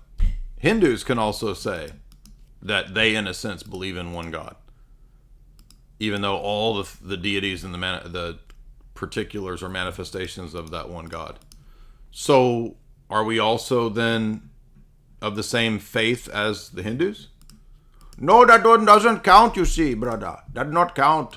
That is not the God of Abraham. Well, wait a minute. The God of Abraham, according to Jesus, is Jesus. Oops. So you see that this whole thing hinges on a word concept fallacy. Quantifier shift fallacy. I have one mother, you have one mother, therefore we all have the same mother. Mormons believe in Jesus. He's a divine being. If I believe in a divine Son of God, Mormon believes in a divine Son of God, it's the same Son of God. Now, what's funny is that pretty much every Roman Catholic I ask, they will literally say that no Mormon believes in the correct Jesus Christ and Mormons don't have Jesus. I kid you not. And then when you point out the exact same move with Vatican II and Muslims and Catholics, well, then no, they mean the same generic theism. It's the same argument, you idiot. It's the exact same argument. It's the same fallacy. The words can be the same. It doesn't matter. If I say I believe in the one God and it's Satan, okay, I'm a Temple of Set, Michael Aquino follower. I believe in one God and his name is Set. Well, I'm a monotheist, so we're monotheists. It's all the same monotheist. We're all monotheists. It's just one God. You see how stupid this is? And then the Roman Catholic says, well, no, that one doesn't count because that's not referring to the absolutely simple first cause. Well, okay, how about I say the absolutely simple first cause is Satan? How's that? Well, no, that's different. You don't get to qualify. Well, no, wait a minute. I don't get to qualify it, but you qualify it for the Muslims. So Muslims are allowed to qualify it to make it fit that it's the Abrahamic deity. It's not. And by the way, this also refutes Sam Shamoun. Because how is Sam Shamoun going to deal with his however many years of arguing that Muslims don't have the same God as Christians? You want to make this very easy from Islam? Muslims say Allah has no son. Jesus says God is his father. About dozens of times just in the Gospel of John. Therefore, it's not the same God. Very simple. How's that? I mean, it's weird to me that any Christian would want to engage in this idiotic enterprise which doesn't produce good fruits. It only produces nonsense like this, and they think it's a win. Go back and watch my debate with Trent Horn, and you will see everything that I'm arguing here is the exact same thing I argued then. And Trent Horn did terrible.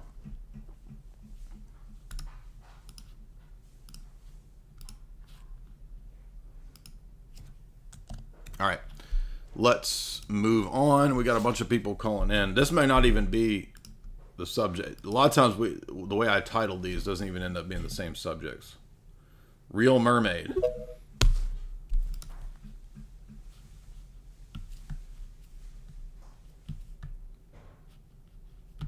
I think another reason, Father Deacon, that people think that the Thomistic type approach here could work is because they don't understand that any of the things in the system are conditioned by the system. So, for example, if I start talking about, well, the first cause is simple, he's non-composite, it's non-composite, I don't know why I'd have to say it's a he, I mean, I could say it's an it. I start listing the things that I think are just obvious about the first simple cause from classical apologetics. They don't understand that, wait a minute, that's a whole metaphysical system that you're importing here. How do we know that this whole metaphysics is true outside of the Christian system? So they're putting their cart before the horse to assume that all of these metaphysical principles just are the case. They're just so. And that will tell us first the basics of the absolutely simple generic God, like the Summa Contra Gentiles. Then later on down the road, you can tack on divinity of Christ and Trinity. No, it doesn't work. That's the point.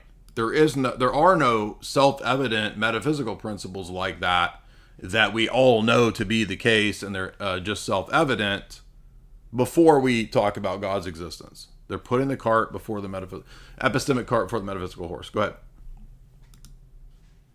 They're putting their metaphysical cart before their epistemic horse. Okay, Mermaid dropped off. Try again, Mermaid. Can you hear me? Uh-huh. Hi, I think I have an idea that I wanted to share, that I think Mormonism could be used as a powerful tool to demonstrate the absurdity of other Christian systems.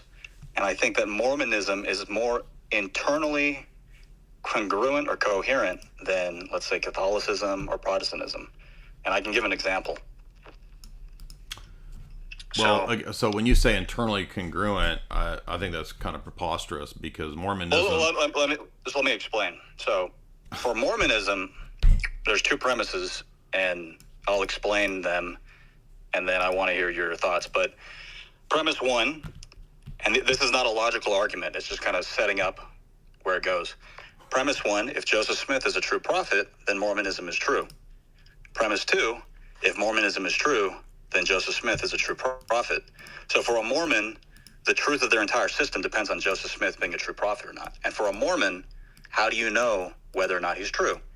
If you meet with any missionary, they're going to give you the Book of Mormon. They're going to ask you to read from Moroni chapter 10, verses 4 and 5.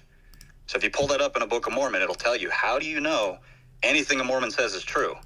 And for them, it's you pray to God, and you ask God, is this true? We know. And he says, yeah, so the whole thing depends on that spiritual confirmation. So I'm going to connect none of that's a logical argument. By the way, the other argument was circular.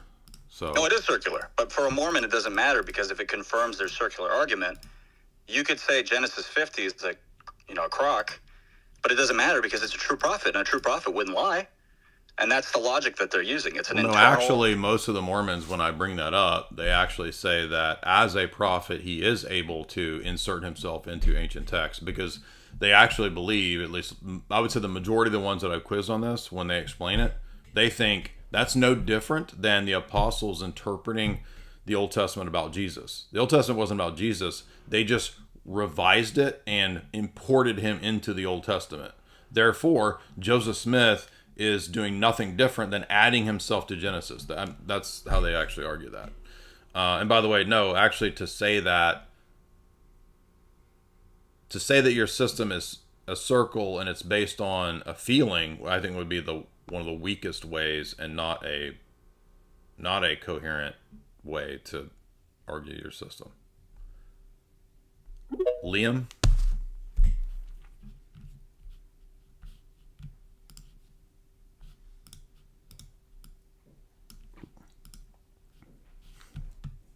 What's up, Liam? Otherwise, if you guys... Yeah, go ahead. Yeah, so I just want to say I'm an Orthodox Christian. I live in Palestine, and I lean more towards Protestantism, and I have Catholic friends, but I am vehemently against the Catholic Church.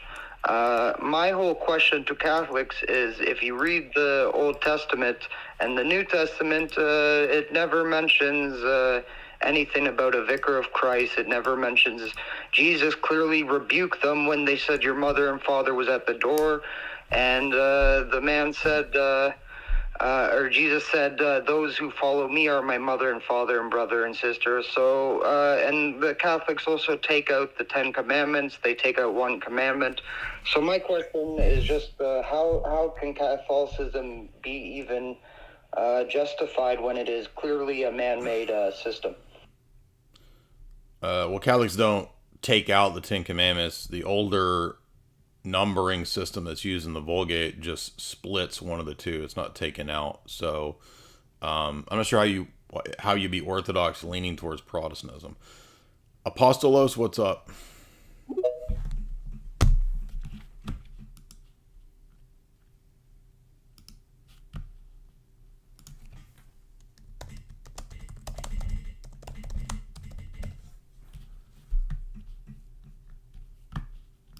Unmute. Okay, so I want to talk about the booty bandits. The boogabocks. What are the boogabocks? Booty bandits.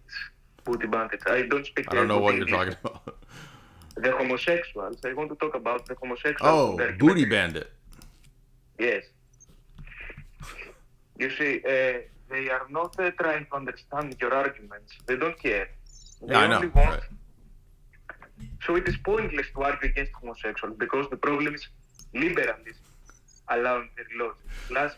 I can't understand you, man. I appreciate that, but yes, correct. The booty bandits don't care about arguments. That's true.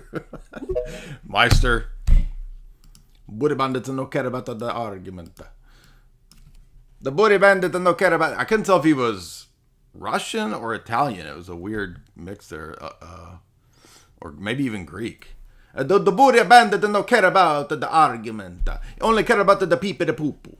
Go ahead, man. What's up?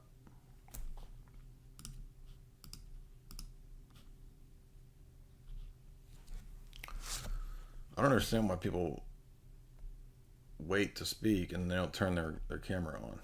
Like, has nobody ever done this before? Claudine?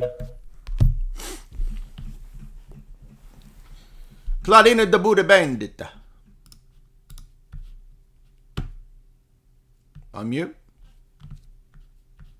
I got this new camera and y'all only gave me $26 of super chat. And it keeps fluctuating between 1,000 and 1,500 people. And I got this pretty camera for y'all so that you could see all my blackheads and my zits and nobody even cares. Claudine, unmute. Do you not want to? You've been waiting the whole time. You don't want to talk? Oh, she can't connect. Amin. Edie Amin. What's up, dude? Hey, Jay, can you hear me? Mm-hmm. Hey, what's going on, man? Had a question about Catholicism. I did want to say really quick, I talk with Muslims a lot. And the thing that you were talking about, the referent fallacy, they do the same thing with a genetic fallacy as well with the term Allah. When I read John chapter 1 in Arabic, it uses the word Allah. It says that the word, the kalima, was with Allah, and that the kalima huwa Allah, that the kalima is God. So they think that the word Allah refers to the same God as the Christians, but when you pointedly show them, no, like here in our Bible, it says that Allah is the Word and the Word is God. Now all of a sudden, no, you're not understanding it correctly. And every heresy is, as Basil says, quite often based on some word concept fallacy or actually a grammar mistake. So although it relates to metaphysics, believe it or not, as Dr. Branson often says, this is actually just a grammar mistake, because a word can refer to different things. It doesn't always have the same referent in every usage. I know this is hard for dumb people to get, but like the word kid, sometimes it means a child that's a human, and sometimes it means a goat.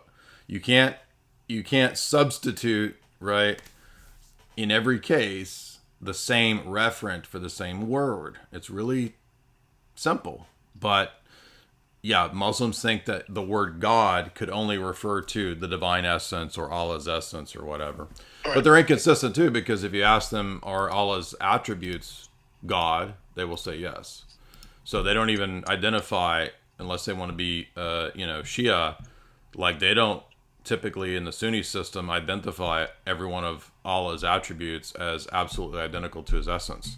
So they will admit that God can be used in different senses, but when they argue with a Christian, they have a double standard to where God can only mean the divine essence. But it's not even consistent, as you're pointing out, because Jesus says that Allah is his father if you read the Arabic. Right. I mean, then we even showed them that Muhammad's father's name was Abdullah, which means slave of Allah. But this was in the Jahiliyyah, which was the period of ignorance of Islam before Islam came. But Abdullah means slave of Allah, but that Allah was a pagan deity. So whenever Muslims call their children Abdullah today, if Allah just means God, how do you know which God you're worshiping? Clearly you're not. They're going to say you're not worshiping a pagan God. But if Allah just means God and you want to go with that position, then you can't differentiate between the God of the pagans and the God of Islam. So it's just a terrible argument. The same point that Ridvan made when he debated with Daniel Hakikachu, and Daniel didn't know that there's Old Testament prophets like Elijah or Yeshua, right, and those are the names of God used for prophets, and he didn't realize that those people have a derivative of Yah in their name. Yeah, we told them that Zechariah, it means Yahweh remembers. So then we're like, well, how are you saying that Yahweh is not the name of your God when you have Islamic prophets named after our God? It's such a dumb system. It is really dumb. Honestly. It's super dumb, and that's what I always come back to. Like, the deeper that you get into this, you realize how stupid this is. Zayn, what's up?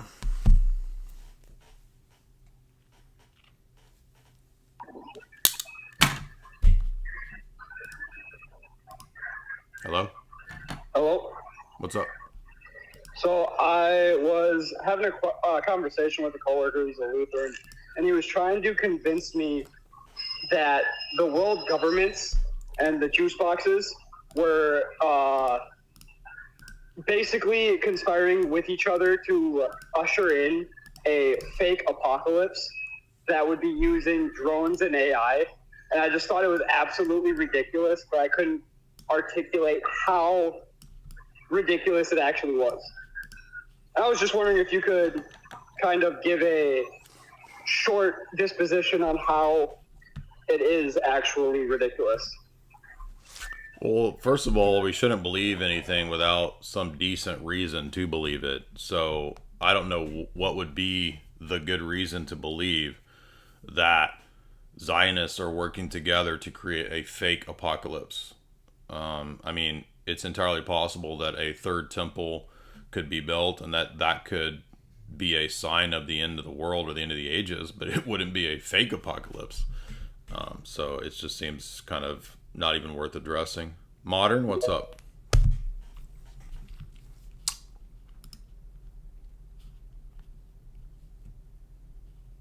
Modern, are you there? Guys, if you want to call in, you can call in. Yeah, what's up? I had a question. I have two questions. I had one about, because I've never really seen you guys go too in depth about like your epistemology. Like, I know that you guys are I would assume, are you like external coherentist? Or no, I think that Orthodox Christology doesn't have to accept or deal with any modern analytical system, so neither externalism or internalism is really relevant to what Orthodox Christianity as a whole posits. We would probably see elements within both that could contribute to some idea of what justification is. But we've done many streams about epistemology, both FDA and myself. Okay. And then I had a question about essence energies distinction. So actually, no. Let me ask this other question. How do you know that the church is actually like authoritative, right? Like in terms of an argument, like obviously I agree with everything, but I'm just trying to like argue kind of in the sense of like, where do you begin in terms of your infallibility or like your authority? Well, there's Father Deegan, you want to answer that, and then I'll come back. And are you there? FDA, are you there? You got to unmute. All right, we can't hear him. I think his mic's just not working. Yeah. So there's several different ideas there between infallibility and individual certitude. Those are different questions. So whether the church is infallible is a theological dogmatic question. So that both the Orthodox and the Catholic Church affirm that their respective churches possess infallibility in terms of dogmatic definitions and ecumenical councils. Of course, Roman Catholics extend that to the papacy as well. So one is the theological issue of, and the historical issue, does the church proclaim and teach that it is an infallible inerrant institution theologically? That's separate from the issue of how an individual gets individual certitude.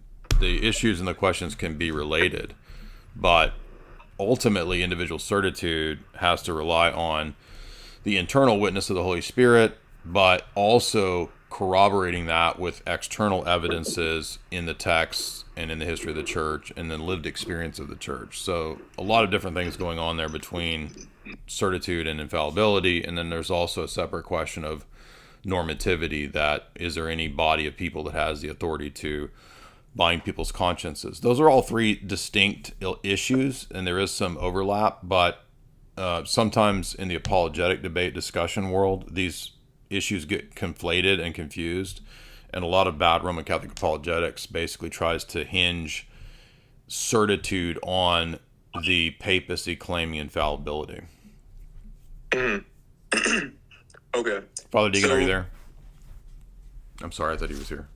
No, yeah, because I was just wondering, because I agree personally, right? Like, I'm inquiring orthodoxy, but I was having a conversation with this guy, and he was asking me that, and I didn't really know how to answer it. FDA, what would you add to this? Yeah. Yeah, so, where the Roman Catholic system has, it's the magisterium of the Pope, that is the one condition that provides infallibility. The Orthodox Church is the whole, the kataholos. So when we say dogma is infallible, that's because it represents all of the church. That would include the offices of the bishops, synodality, normative authority, the lives of the saints, the fathers, all of it taken together. Now, you see that displayed at the level of councils. So that's why a council itself is not infallible. A council is only infallible in so much as it displays the kataholos of the church. Does that make sense? Like the consensus? No, it's not. Consensus is only one aspect. So I would say, suppose I list seven conditions. One of them's consensus, right? It doesn't make any sense. How could you have truth, let alone infallibility, if there was no consensus? So, however, that's not a sufficient condition. It's a necessary condition. Councils themselves are not a sufficient condition for infallibility. They're a necessary condition. When you take all the necessary conditions together, all the life of the church, all the fathers, right? The history as well, the liturgy, the scriptures, all of it. The Bible, dogma, the witness of the saints and the martyrs, all of that. When that's taken together, that all those necessary conditions become a sufficient condition for infallibility. Does that make sense? That's what Roman Catholics will never understand. They're like, "Well, that was a council. It has, you have to obey." It's like, no, that's not. We don't have the papist view of. And so my argument to Protestants has always been, it's not simply that you lack normative authority, you don't have an infallible list or something like that. If, let's say there were 10, there's obviously more, let's say there were 10 necessary conditions to know something is true in dogma. If you deny and reject in your religion one of those necessary conditions, then you have no justification, let alone knowledge, for any dogmatic claim. Does that make sense? So when I make the critique from the canon, it's not like, oh, it's because we have a magisterium to give us an infallible. That's not what the argument is. And so this is why they always confuse, both Protestants and Roman Catholics, the distinction between how do we know and normative authority. Normative authority is just one necessary condition in terms of infallibility and the life of the church. Does that make sense? Yeah.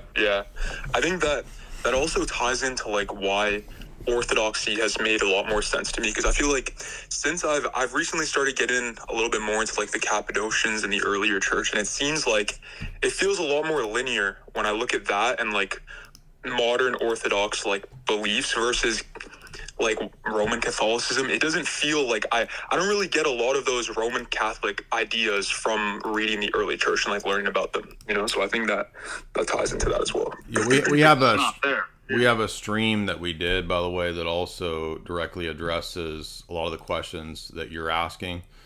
It's called The Transcendental Argument for God in Russ Mannion, and this is me and FDA from 3 years ago, and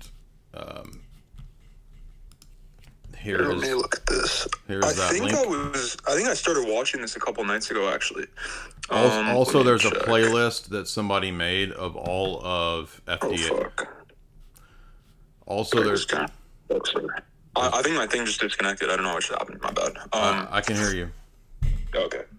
So, yeah, I was watching that. Yeah, so we're gonna move on. I'm not trying to be rude, but there's also a playlist that somebody made of all of Father Deacon's philosophy talks. It's right here, philosophy, Deacon Dr. Ananias, and if you type that in, you'll get basically 47 lectures. Wow, that's cool. Whoever did that, thank you. Yeah, so if you type in Father Deacon Ananias Sorum J. Dyer, the first thing that comes up is a playlist of all of your lectures, or many of them. We also did a lecture right here from 5 or 6 years ago where we talked about a lot of the terms like hypostasis or ousia and phusis. That one is at Patristic Faith right there. We did another talk here about first cause, critiquing first cause. So here's Father Deacon Ananias on epistemology and Eric Vogelin. I mean, there's a ton. Here's one on Athens versus Jerusalem. I mean, we've got like a zillion podcasts that we've done on this over the years, but let me read a couple super chats because we got several that came in here. Let's see. Joseph Shamali, 7 pounds or 7 loonies or toonies. How do we ask Orthodox Christians that we know what's infallible? Well, we just answered that. Maximum 9, $2. Hey you. DC Woodworking, $2. Thank you so much. Hush Tones, $2. Is this a new camera? You look great. Yes, I finally got a good camera, and I hope you appreciate it because it took me literally all night to make it work with Streamlabs. It was a massive nightmare, and I went through it all for you. So I hope you like my Sony EVZ2 whatever.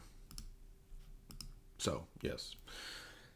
I did as much research as I could. Looks like this one, so Ruslan uses Canon, and I was almost going to get the Canon, but it said that the Sony is a little bit better for live streamers versus people that focus on pre-recorded.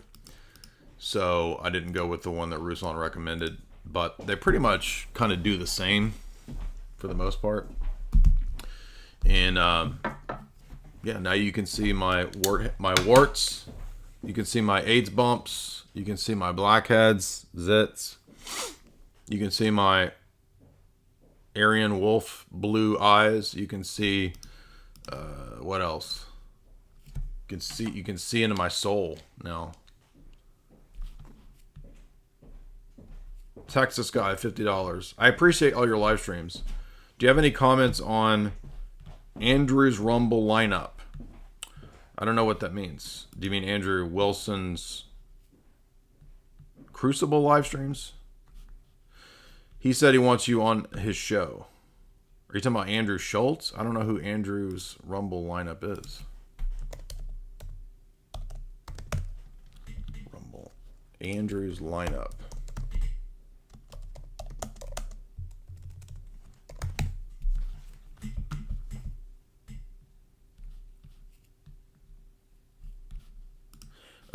You'll have to tell me who that is.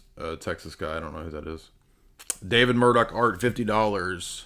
The core of Mormonism is godhood. All of the theology is peripheral to, basically apotheosis. Like becoming your own God is really the main thing in that system.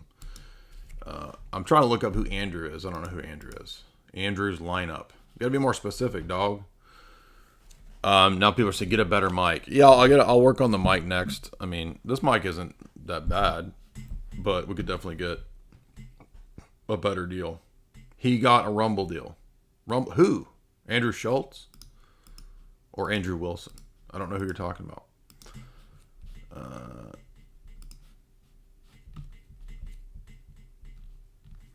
Mormons cannot believe that they are created beings. That does seem to be a thing that keeps coming up. Like when we had that Mormon that called in, the Twitter guy, who was terrible, who I thought was thoughtful. But the Mormons are insisting that it's not thoughtful, even though it does sound like the same dude. Either way, it doesn't really matter because we all know that thoughtful is not going to have any better arguments than this dude, which they were pretty terrible arguments. So let's see, where was it?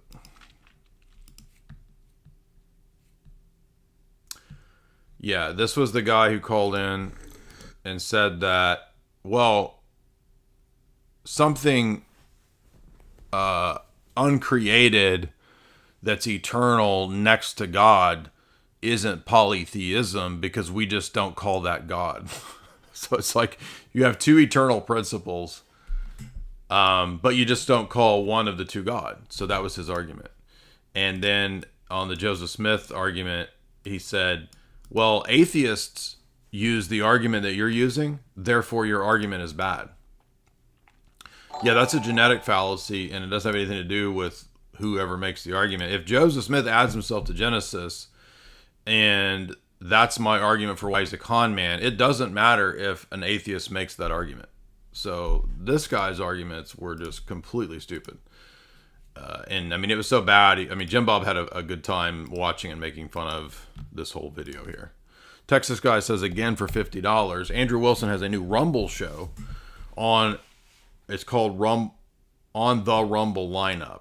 Okay, I didn't know how Rumble works. So I guess lineup is like the top people. Is that?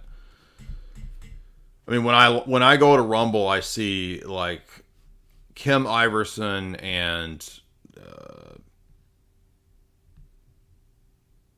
Fresh and Fit. It's like I always see like the same types of people. So is that what that is? But then again, I see people popping up here who have no audience. Like this guy has one person watching.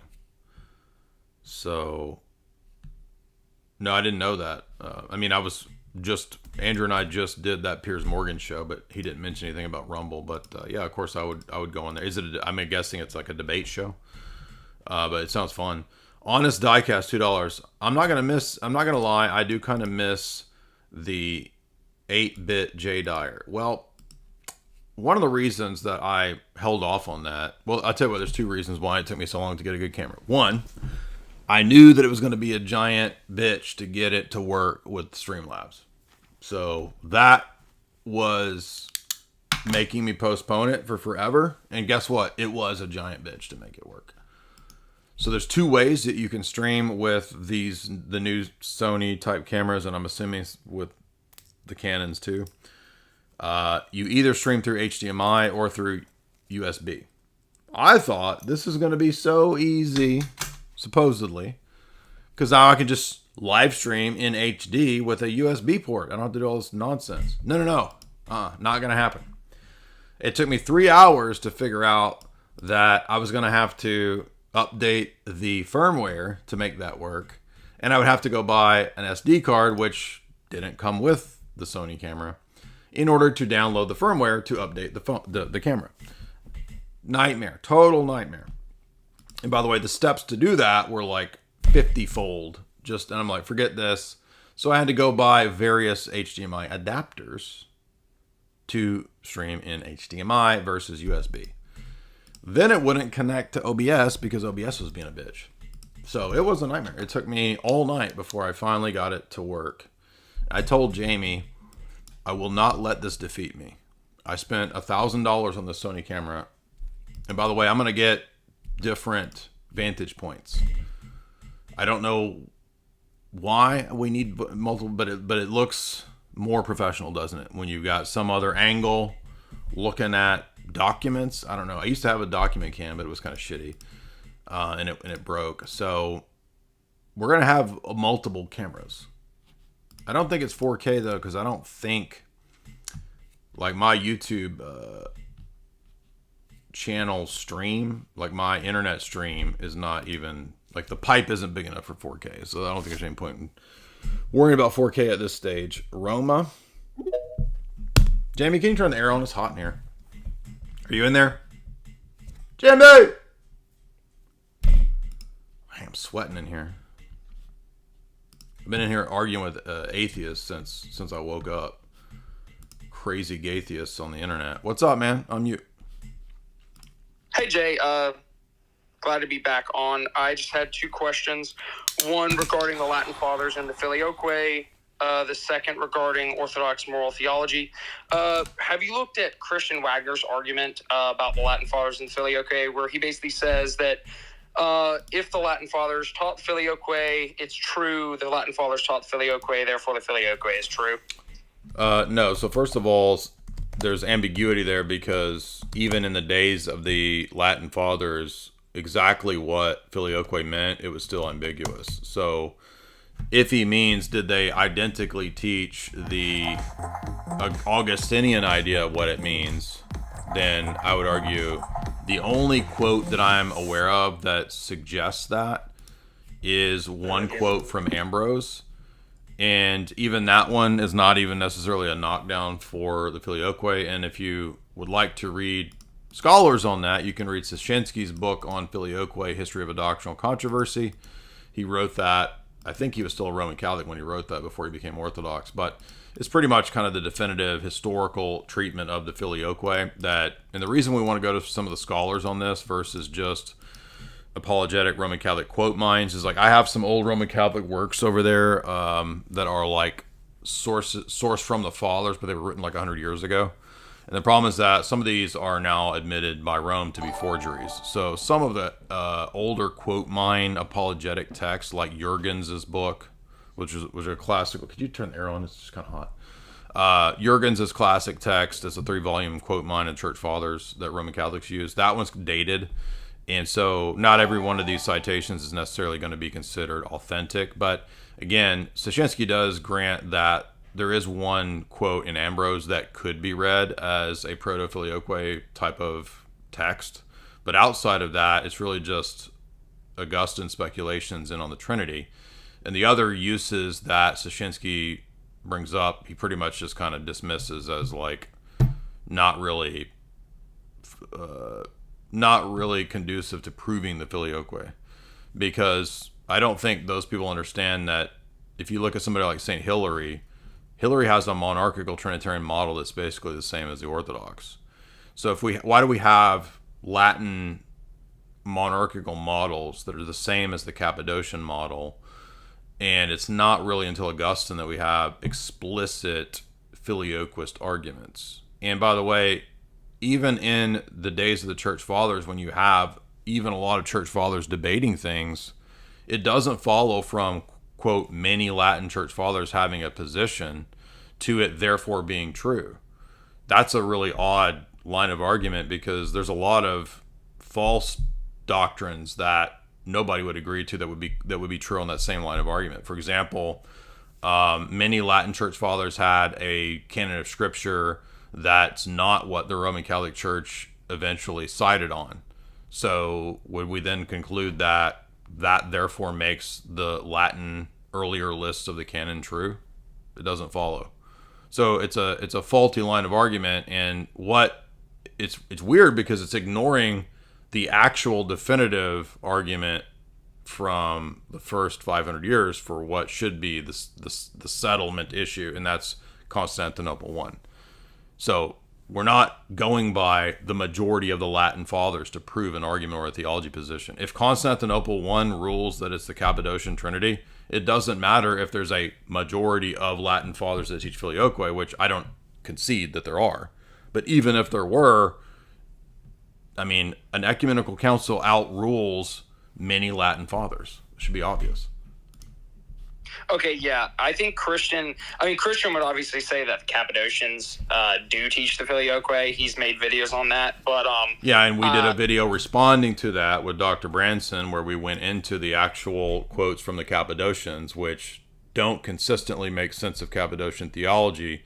For example, what is stressed is the singular hypostatic causal role of the Father.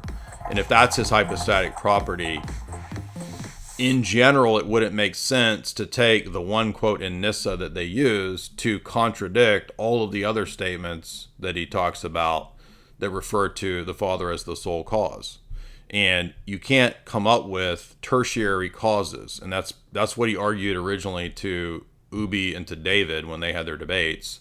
We responded to that at the time, that there is no basis to argue for a secondary cause or a co-causal role if the Father's hypostatic property is to be cause. Okay, yeah, that's what I was wondering. My other question, and actually I have one more question related to this. So could the entire, let's just say by the way, did you see the it's the stream we did a year ago. It's called Trinity, Monarchia, Energies, Filioque, and Unitarian Arguments. It's me and Dr. Branson right here. This is that the one responding to Wagner? Yes. No, I'll have to watch that. Okay. Have you read the Sushinsky book? No, I have not. I have not. And I'm not trying to call you out, but I'm just saying that those are two necessary texts. So we did a 2-hour stream summarizing the Sushinsky book called Filioque, History of a Doctrinal Controversy. It's me, FDA, and Lewis right here. So I would say watch that one and then watch the Branson stream. And I would recommend reading the Sushinsky book. Okay, good deal. My only other question was on Orthodox moral theology. I've been reading some of the Roman Catholic manualists, like Alphonse the Gory and his type, and I was just curious when it comes to Orthodox moral theology, if you guys had any similar kind of compilations of moral teaching. I know it's more decentralized, but I was just wondering if you guys had any other similar moral manualists of that type. I don't think so. I mean, there may be something like that I just am not aware of. It's just like it's those are good examples of the difference between the two systems. Like, you're not going to find these sort of manuals of the essentials or the manual of this moral theology. By the way, one of the things that led me out of Roman Catholicism was reading Liguori's Moral Theology. It's so crazy. Yeah, it is kind of. I was listening to a video with Wagner and. Who else was on there? Astro and a couple other people, and they were talking about the marital use, and they were going into, I think, Peter Damian, Liguori, a couple other the manualists, and it's just it's so specific and it's Talmudic. It's so legalistic, I guess, and I understand like the scholastic distinctions and everything, but I was just wondering more so, what's a good reference for Orthodox moral theology? FDA, are you there? He had a good reference the other day about, but I think he was maybe talking about Orthodox bioethics. But I would say ask FDA. He's much more attuned to that kind of stuff than I am, because I mostly just focus on, metaphysics and philosophy. So not actually sure on what a good moral theology text would be. Vegan Skills, what's up? By the way, here's one of those older Roman Catholic sort of quote mine things that aren't really that good anymore. When I was a trad cat, I used to use this all the time. It's called Faith of the Early Fathers by Jurgens. It's a 3-volume set, and all it is quote mines of the church fathers on various topics, right? So, for example, I used to use this for the Filioque. So you see I've got Filioque marked right here in this section. And the problem is that a lot of these, they're not valid anymore. Like, people don't take them to be authentic in terms of even Roman Catholic scholarship. Now, I'm not saying everything in here is fraudulent or, pseudo quotes. I'm just saying that this is kind of an older tradcat reference thing, right? So, and it's funny because I used it back in the day trying to argue Filioque. So I would here's my old notes from, let's see, when did I get this book? I bought this in 2006. And you can see my notes about where I was trying to find Filioque texts in the patristics. And even in my old 2006 notes, I was like, Filioque? Question mark? No Filioque here. I'm looking for Filioque. And I'm like, I'm not really seeing Filioque and Chrysostom here. So you get the idea.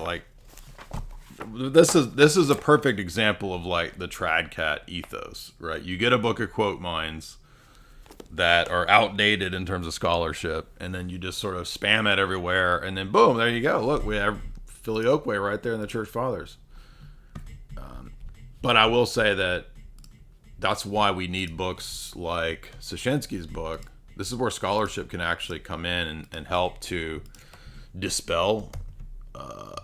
Actually, a lot of these quotes either aren't authentic, you have pseudo-Athanasius, pseudo-Chrysostom, or they don't actually prove what the dogmatic statement of the Filioque is. So level 1 of this is where Roman Catholics just go through and they quote mine for anything that's economia, and they think economia proves Filioque. But then the more specific and sophisticated, they go, well, okay, so actually economia doesn't actually prove a double eternal hypostatic procession, because that's what's defined at Lyons and Florence out of On the Trinity from Augustine. So you have to be more specific, and that's when it whittles down to, there's the Cyril quote about the Spirit resting in the Son, but then the Byzantine synods, they cite that about eternal manifestation. And then we've got basically quotes from Ambrose. There's one quote from Ambrose that Szyszynski says is it's indeterminate. So I don't really understand how anybody gets this idea that the Latin Church teaches the Filioque in the first several centuries. I mean, St. Hilary wrote an entire Trinitarian treatise that's basically Cappadocian monarchical Trinity. So that actually speaks to our position. In the book, it is a good book. I read it as soon as right before we did this live stream 5 or 6 years ago. It's called Filioque, History of a Doctrinal Controversy by Szyszynski, great scholar. And by the way, Szyszynski's Orthodox book, Orthodoxy and the Papacy, is also really good because he deals with a lot of the stuff that Ubi brings up in the debate, and a lot of the probably the strongest 3 or 4 papal claims from 5th, 6th, 7th century. There's a great chapter on that in this book. So, and Szyszynski used to be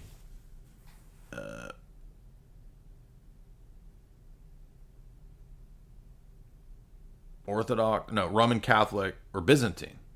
Maybe his Eastern Rite, and then he became Orthodox. And his books are great. So the Filioque book and the Papacy book have been invaluable reads. And I think he's pretty honest too. I would say for the Papacy, I don't even think the letter of Agatha is that strong of an argument, because the letter of Agatha doesn't really prove Vatican I. Like the counter arguments during the exact same situations with Vigilius that Ubi always brings up, like I think those are pretty strong defeaters. Like even if you did show a strong claim, in a couple papal letters, like, yeah, but all I need is one like systemic defeater to disprove the entire Vatican I papal model. And I think his texts are really good for showing that. That makes sense. I don't know if Cyril was corrected. You could be aware of something that I'm not aware of. I read a couple books from Cyril, a couple of his works, and then I read multiple secondary commentaries from Cyril, or on Cyril and the whole Nestorian Ephesus issue. Oh, that reminds me. Let me bring this up, because this is actually a really important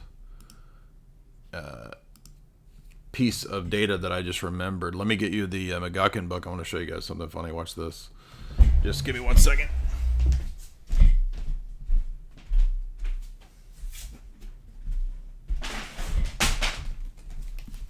So I was reading back through some of this when Kai and I were doing the stream against the Oriental position. And I remembered this quote. So if you remember back when Ubi was debating Sawan Sona on his channel, and Sawan hinged his whole, which is an odd line of argumentation, he hinged his whole argument on Isaiah 22 and the householder with the keys, right? And this has to prove the papacy. But in the McGuckin book, Cyril of Alexandria, Christological Controversy, I came across, I've forgotten this, there's a funny section in his letters where Cyril applies Isaiah 22 to the patriarch. So he calls the patriarch the householder with the keys and the office of the keys. And so, because remember, Roman Catholics think, this has to be the papacy, right? If you don't know, Isaiah 22 is the classic text about the steward of the household being replaced. It says about Shebna and then the steward and the keys. And this is a classic, this proves the papacy, the judgment on Shebna. Thus says the Lord of hosts, proceed to the steward, to Shebna, who is over the house, and say, what have you done here? And then it talks about the servant Eliakim, who will replace him. And God says, I will clothe him with your robe, strengthen him. He will be a father to Jerusalem. He will have the key of the house of David on his shoulder. I will lay the keys. And it talks about the keys of the kingdom of Matthew 16, opening and shutting, right? Now, Matthew 16 is referring back to Isaiah 22, definitely. But the problem is that the Roman Catholic argument tries to hinge this on only being somehow Peter and the papacy. But even in the patristic usage, when this text comes up, like Cyril has no problem referring it to the patriarchate. In other words, it's about bishops in general. There's nothing about the passage that is somehow exclusively the Petrine See or exclusively Rome. I was looking for the exact page because I just saw it the other day looking through here when I was on with Kai. I could look up Isaiah 22. Let's see.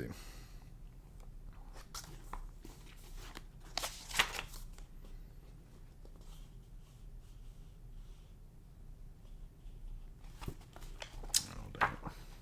Can't find my note.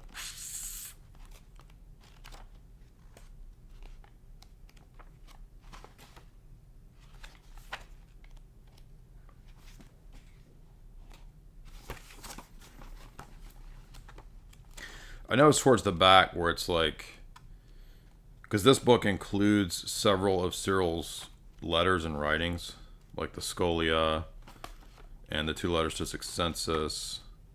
There's a specific page though where he refers to Isaiah 22 and the householder, or the steward of the household with the keys. So let's see if I can find it.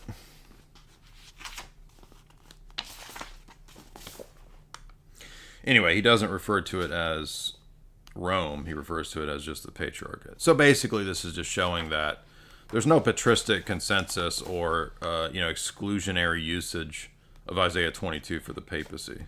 It's just used in general. And that's because, first of all, this is a prophecy of Christ. Okay? It's Christ that has, even Christ himself identifies himself in the book of Revelation as the one who has the keys of death and Hades. Okay? So ultimately, Christ has the keys. And in Revelation, remember when I debated Fuentes, he thought that was Peter talking. I said, no, dude, that's Jesus saying that he has the keys of death and Hades, and the keys of his house, of the house of Judah and the house of David. That's obviously Christ, okay? But there's nothing that limits that or makes that exclusionary to Rome, unless you just presuppose the Vatican I position, which is exactly what they do. But dang it, I know it's in here. I got a note on it somewhere.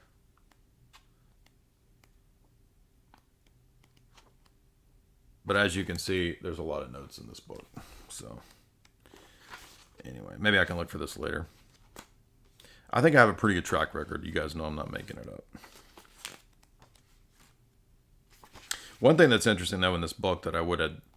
Oh, here it is. I found it. Okay, it's page 160... or 108, 109.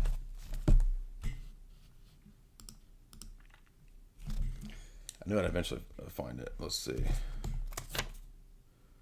St. Cyril calls the Patriarch of Constantinople the householder of Isaiah 22. Interesting. And the Roman Catholics, so it doesn't count. So what? That doesn't count.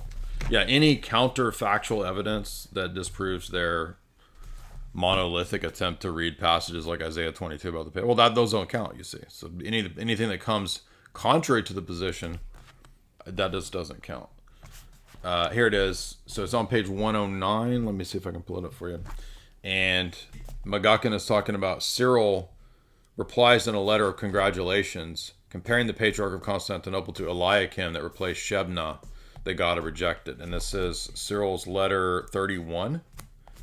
And here you can see McGuckin discussing that right there. Oh, I thought Isaiah 22 was about the papacy. Oh, really? Is that the patristic consensus on Isaiah 22, that it's just about Peter and the papacy? Or is it just about bishops and key holders in general? It'd be funny to quote Cyril directly to a Roman Catholic without giving the source. And then the Roman Catholic would be like, you're a Protestant. You're just reading this in a Protestant way. It's like, oh, really? I'm just citing Cyril, dude. Yeaster, what's up?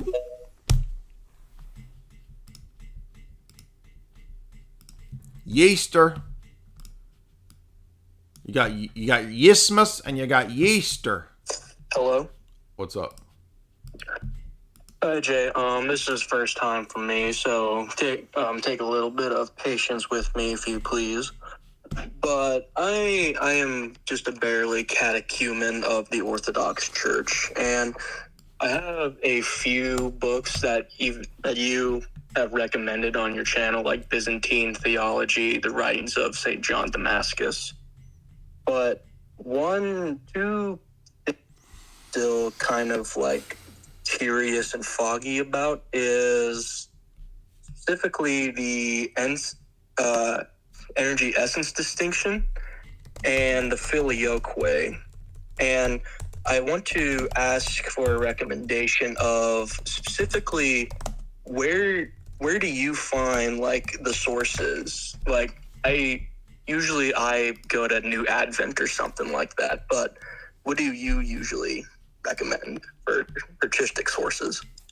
Well, one thing I would say is that it's a complex subject that you can't solve by just going to this or that quote patristic source, because it becomes a debated topic about the Filioque. That becomes a debated topic from the time of Augustine to St. Maximus, all the way up until the Council of Florence. So there's a tremendous amount of debate and discussion that isn't solved by quote mining. And what I was trying to get at earlier was, when I was a younger guy, when I was a trad cat, I thought you could just go and get books like this and quote mine it to find out, well, if most of the church fathers say Filioque, that proves that Orthodox are wrong. I had no idea about how specific and in-depth the topic was. I didn't even know that Lyons and Florence specify a double eternal hypostatic procession. So quotes that are used to refer to economia have nothing to do with proving the Roman Catholic Filioque doctrine. So you gotta kind of spend some time doing the reading, and that includes familiarizing yourself with the Cappadocian theology in general. So you got to read the orations of Saint Gregor Nazianzus, and I don't just mean the 5. I mean all the way up into 23, 25, 30, however many. I think it goes up to around 28 or 29 or 30. You need to read all those orations. You need to be familiar with Basil's on the Holy Spirit. You need to be familiar with Basil's against Eunomius, Basil's letters. You need to be familiar with Greg of Nyssa's book against Eunomius, even though probably most people can't read that because it's really long, very difficult. But you need to be familiar with the basics of it and what his argument is. And one thing that you'll begin to notice is that if you read, for example, Basil's against Eunomius, that he also argues for the energies. The energies become a key argument for him to prove the full deity and personhood of the Holy Spirit. He argues that if the Holy Spirit has the same energy as the Father and the Son, he must by necessity possess the same nature because energy proceeds from nature. So a lot of the essence energy argumentation comes out of the Cappadocians. And for example, John Damascus in On the Orthodox Faith, Book 3, when he talks about Christology, most of his Christological arguments also come out of the essence energy distinction. So he argues, for example, in 3:15, that that energy is proceeds according to the nature that from which it proceeds. So a divine energy signifies a divine nature. A human energy signifies a human nature because energy proceeds from that nature or that essence. So you're going to notice that, well, that's actually from the Cappadocians, that he's getting that from the way Basil argues against the Eunomians to prove the deity of the Holy Spirit. So the essence energy distinction is really it's in Athanasius, and you could read the famous paper by Florovsky, and you'll start to notice that even though the terminology isn't 100% identical, Florovsky shows in the paper that it's the same theology, it's the same principle. I'm trying to find the exact article. I think this is it, but there's a better PDF version. Yeah, here it is. Yeah. So I would say it's very important to read Florovsky's Creation and Creaturehood because he's going to argue the essence energy distinction in Athanasius and also Cyril. Cyril explicitly does argue for the essence energy distinction all the time. Athanasius doesn't call it, he calls it the distinction, he says what God does by nature and what God does by will. So, for example, creation is an act of the will, not an act of divine nature. Generating a son is an act of divine nature. So you have a distinction between essence and operation there. And then he points out that Cyril has this exact same line of argumentation and explicitly uses energeia right here. So here it is, footnote 19. It's in Cyril's Thesaurus. He talks about the distinction between essence or physis and energy.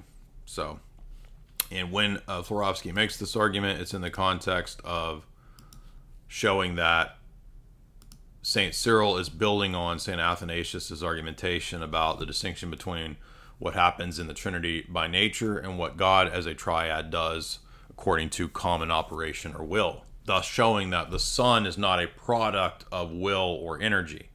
When you go read Nyssa, this is a key argument that Nyssa makes. Nyssa says that against the Eunomians, how could the Son be a product of will or energy when he has the same will and energy as the Father? So fundamental to the Cappadocian apologetic against Eunomianism and Arianism and the Pneumatomachy is the essence energy distinction. And if you read these church fathers, it becomes very clear. That's why you can point to Basil's letter 234, which is clearly about the essence energy distinction. And I think letter 236 as well. But 234 is clear as day, just saying that we don't know God's essence, but his energies come down to us. And the terminology that's used in the New Advent is just operation. But if you get the Catholic translation of John Damascus, which is the Fontis ex Fontibus Press or whatever it is, like, it's still operation. That's just, the word there is energy. It's the same thing. Operation is the same thing as energy.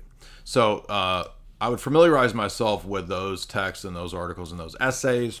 I would also, this is a very difficult book, especially the first few chapters, but if you persevere through, you're going to be doing good. And that's Aristotle, East and West by Bradshaw. I read this book when it came out. Actually, I read the essays before it was in a book format. Even before I was convinced of orthodoxy, I was really struggling with this.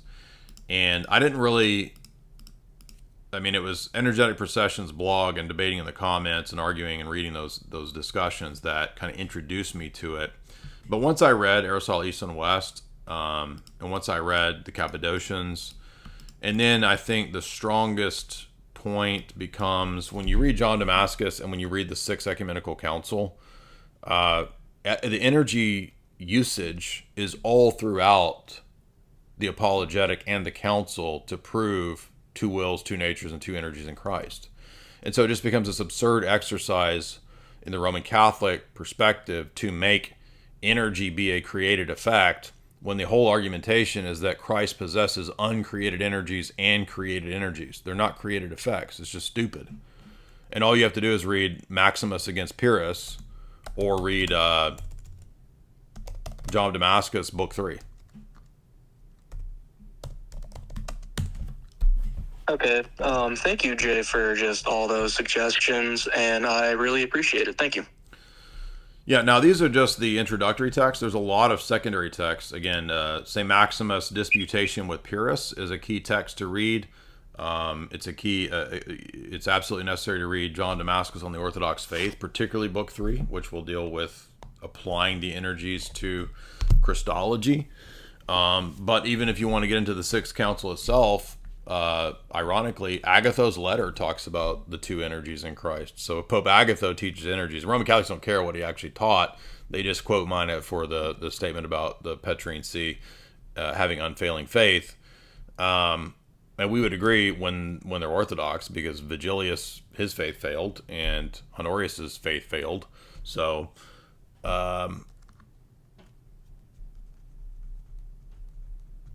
the Confession of Saint Sophronius, which is part of the dogma of the Sixth Council, is also full of the essence energy distinction.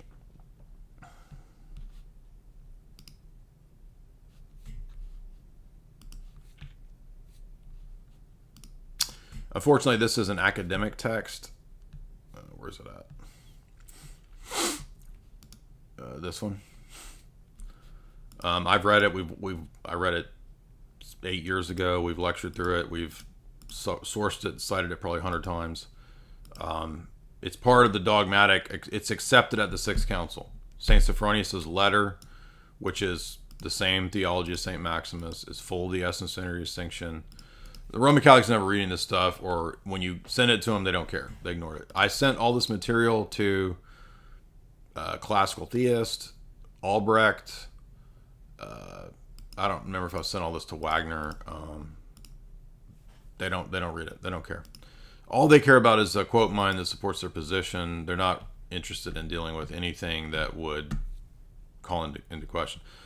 Joseph Shamali, 7 pounds. Did you read Kruger's book, Canon Revisited? No, I don't go back and read all the Protestant books. Gainerzilla, $2. We can see the wrinkles that you have when you get mad. Okay. I guess I need to not get mad then, because I look old, right? Brendan Brandstetter, $5. Thank you for helping me to orthodoxy. What is your take on cussing? I don't see why a certain word is... there's no words that are inherently evil. I've never understood this. The King James uses the word piss. And then people will argue, as we argued today with the Skittles men on Piers Morgan, They will argue that, well, but it's taboo now. Well, see, now are we Christians or social justice warriors? Because the same argument that because of taboo makes something suddenly morally evil is the same argument telling me that I can't use the word moron or retard or any other derogatory term or any term that substitutes now for a derogatory term. So even if I'm Zach Galifianakis and I say the word retort, that's also bad. So now you see the words are inherently bad. This is superstition and idiocy. The only reason that the word fook and the word shit and so forth are, quote, bad words is because in English society, those were the terms that the vulgar commoners used. Polite society had other terms and words. And when the peasantry was drinking their ale and they're trying to get with the wench maidens inside their iron maidens, they used all these gross, vulgar terms. Like, oh, I don't give a fuck. I don't give a fuck. Wanker. It's a wanker. Don't give a fuck. Like, those are just commoner terms. Guess what? Terms, they're not inherently bad. There's nothing, I just can't understand the argument here. There's nothing inherently different between the word fuck and the word hump and the word coitus. They all refer to the same thing. And it doesn't matter, like, but the gross people say the F word. Yeah, so what? What does that even mean? Now, that's a moral question. That's different from a question of wisdom and propriety. It's not wise, it's not proper to walk into the church and start using the F word. That would be an improper setting. It would be unwise. But I think it's a Protestant sort of puritanical ethos that tries to then leap to everything being hyper-moralized. So taboo suddenly somehow equates to moral evil. Well, I don't buy that. That's a dumb argument, and that's the argument of the social justice warriors, borrowing from puritanical pseudo-Christian ethics, that evil or moral evil is equivalent to a taboo. How do you show that? You could argue that it's not, that there's an impropriety there, and that if I'm being vulgar in the church service, that could constitute a sin, sure. But you can't locate the sin in the word. This is just such a stupid, just sort of, I don't even know. Like it's such a weird, it's a hyper moralized way that I think a lot of people try to create ways to feel better and more moral than other people, and I absolutely hate that. There's nothing I despise more than people making up their own standards by which they virtue signal and make themselves better than other people. I can't stand it. It drives me crazy. And I especially hate internet people that do it with a passion. It drives me nuts. And so I would rather debate with, what the irony is that it's the same thing that the gay guys we debated today. That's exactly what they did. Their whole thing was that. And they're really no different than the Christian pietist, moralist, super spiritual ortho people on the internet that did the exact same thing. Anyway, so that's my take on that. Somebody tell me how the word piss can be good in the King James Bible, but now that's suddenly a bad word. Well, it's not the word piss that's a bad word, it's the S word. Why is the word shit a bad word? It doesn't make any sense. A bad word? Or what are we, 5th graders? Come on. It's just childish. Well, the Bible says, let no unclean thing come out of your mouth. Yeah, I know all that, dude. But that's not answering the question that I'm asking, which is, what is the determiner that makes a thing vulgar? I'm not saying that nothing is vulgar, but I'm saying that it can't be the word itself when the word itself has its origins in the common vulgar usage. That's where the word vulgate comes from. If you're going to make the argument that it's bad because it was the vulgar usage, then you're going to have to throw out the Latin Bible because it's the Vulgate, which means the vulgar usage. Vegan skills. And I don't care if any Orthodox person has an issue with that. I don't care. I don't care. And I don't care if you don't want to listen to me anymore. I don't care. Like, I would rather not talk to you or be anywhere in your sphere. And I don't care if you clip it. Because I would rather have none of those people around me. I can't stand those people. They're worse than the absolute degenerates. The Pharisee is worse than the degenerate. Go ahead, vegan. Vegan skills on mute.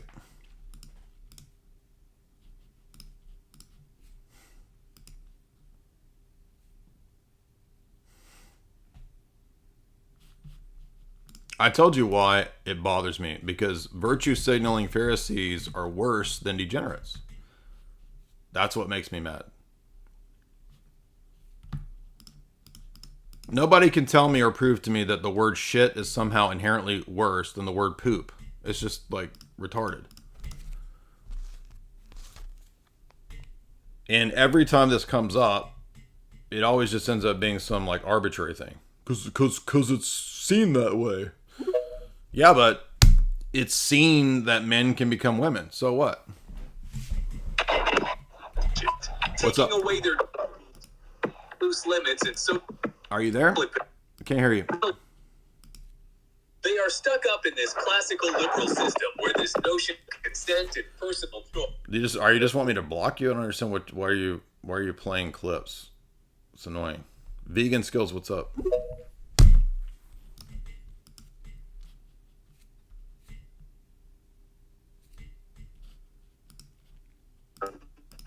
Can't hear you still. What? Are you there?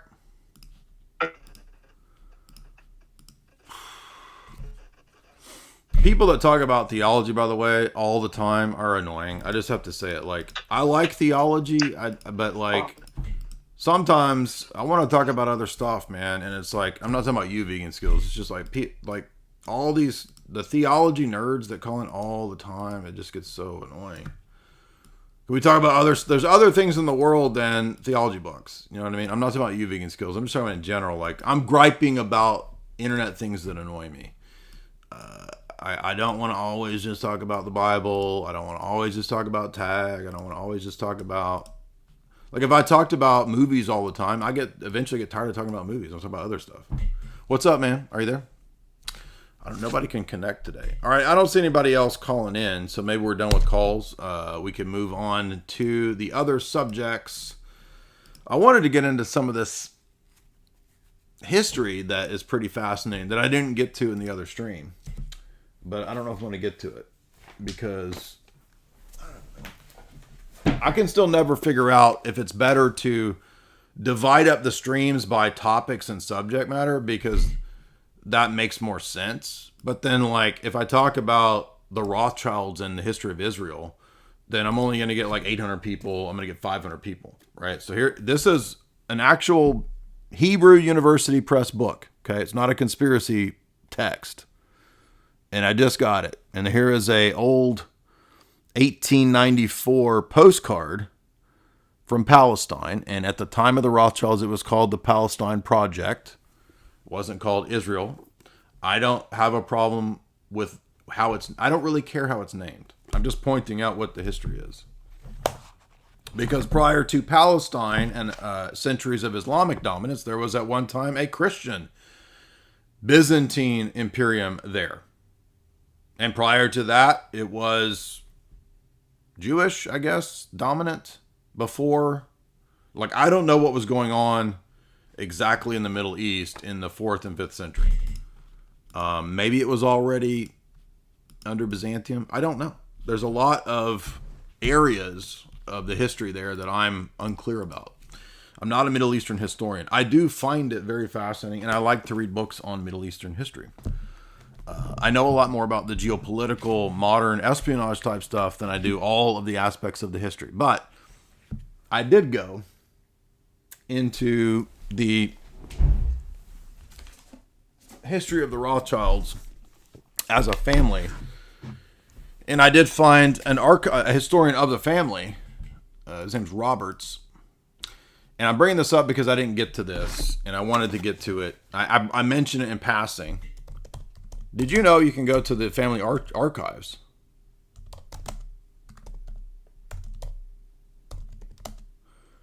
And let's look up Edmund first.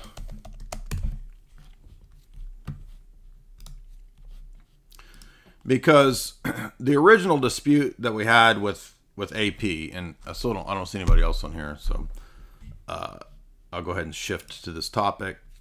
Now, see, we already lost people. People don't care about this.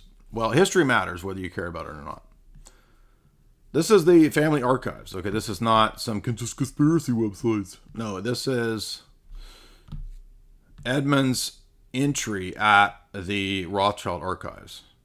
Okay, now remember, the original dispute that I had with AP was over his claim that the Rothschilds had nothing to do with Israel, and there was only Walter who had a minimal role. That is not true. This is completely false. So there is a little bit of debate and dispute, though, because in Roberts's, I think it's an official biography. I mean, he's got like the actual family genealogy in the back of the book. Okay, so here's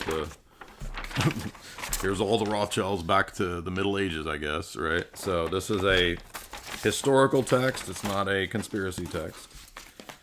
And you're going to find this very interesting because probably the truth is somewhere in the middle. And it's false to say that the totality of this project was a... How can I put this? It was not a situation where it was total brutality and colonization. Okay, going back to the 1800s. Let's go to Roberts's chapter on Edmund. Okay, he says, Edmund worked undercover for a long time, even against hostile rabbis. Edmund resumed a curious friendship, and the colonists worked throughout the sabbatical year, and their sporadic rebelliousness came to regard Edmund as their secret protector king. His name merged with the name Nadev Hayudah, under which he had been given money for this cause.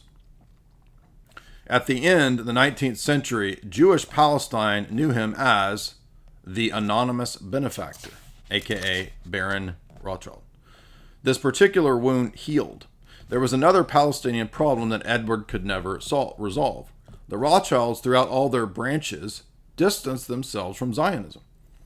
Official family policy held that they and their co-religionists in Europe should remain European citizens despite the Jewish faith, who must refrain from anything that might jeopardize emancipation. Most of these looked at Edmund's Palestinian obsession with astonishment. Now we enter the picture with Theodor Herzl, the political founder of Zionism. He sensed an opening here. He considered that the Rothschilds could be the most effective force for the Jewish people since the diaspora. But he argued, or he thought, perhaps this Paris Rothschild, Edmund, might become a Palestinian-prone baron.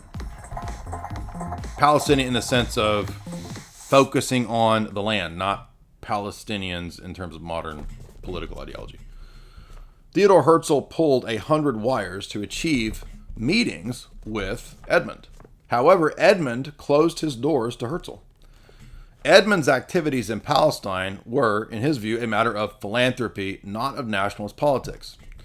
Herzl then wrote a letter to the Grand Rabbi of France and declared that he would resign in Zionist leadership if Baron Edmund Rothschild would take over and become a Zionist. Edmund did agree eventually to a meeting. The meeting took place in July 18th, 1896, but it ended fruitlessly. For the Baron, Palestine, it was called Palestine, was a refuge in his mind for oppressed Jews. So Edmund's idea was, it's not political at this stage. This is before political Zionism, right? So Herzl wants to utilize Edmund. Edmund at this point is not really interested, and he's the only one, interestingly, amongst the family at this time who is interested. The rest of them are not interested in political Zionism. Now remember, political Zionism is a pretty new movement. Moses Hess, only a decade or two before, had written the first book, which, by the way, I bought. It's on the way. It's called Rome and Jerusalem. And then you have Hess, you have Herzl, and then you have Weizmann. Those are the early important key figures. But the Rothschilds are not yet convinced of this, except, and here's a key point that's often left out of this dispute, what Edmund was doing was buying Palestinian land from the Ottoman Sultan. So a lot of people act like Jews just stole all the land and they treated everybody terrible and it's all a lot. No, that's not exactly what happened. So, in fact, they wanted Edmund to do more, and Edmund was only buying land from the Sultan. Now, if we're going to blame people and you want to be critical of the Rothschilds, you should also be critical of the Ottoman Sultan because he's the one selling the land. Now, I don't really have a huge dog in this fight because I don't really care who owns that land. It would be nice to see peace, but from my vantage point, it's a patch of land. For us, it doesn't really matter other than it's like a symbolic sort of pilgrimage type of site, right? That's how we would view it. But people get so hyper politicized on this issue, and everyone who's Arab calls you a Zionist if you don't immediately cave to everything they say and want, and everything that every aspect of the story as they tell it. And then if you are at all critical of the nuance of this from the other perspective, oh, you hate Jews, and this is it's just crazy. It's like really hard to inject reason and history into this debate. Everybody's super inflamed about it. And the more that the Gaza stuff goes on, the more people get inflamed, the more anger there is over this issue. So a little bit more of this. Then we get the Balfour Declaration in 1917, right? Now, it's not that simple either because the Balfour Declaration actually gets reversed, and nobody ever talks about this. So it is true that the family was the family just through Edmund was putting money into buying land to put Jews there as a safety hedge. In Moses Hess's book, there's 3 pages where he refers to, I've seen the internet copy, I don't have the physical copy yet, but it'll be here in a few days. Hess refers to already there being Rothschilds that are interested in Jewish settlements in the land. Okay, but even Hess is like Herzl saying that we got to convince them to become political Zionists. Here's what Chaim Weizmann says. Weizmann says in his memoirs that Nadav Yehuda, who's the secret name for Edmund, without me, he's claiming that Baron Edmund said this. Without me, Zionism wouldn't have succeeded. But without Zionism, my work would have been struck to death. A pregnant statement. It contains both implied separation between Edmund's work and political Zionism. His crucial connection to a cause he could never quite bring himself to formally espouse. Edmund always said, quote,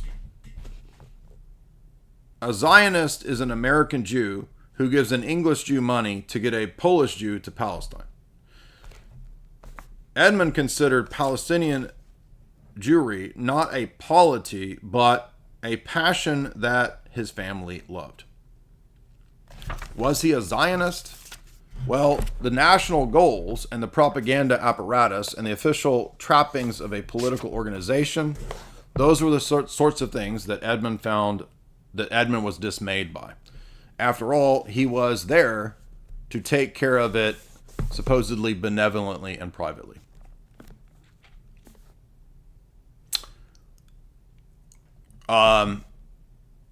In 1931, at the height of the Depression, Zionism ran out of money.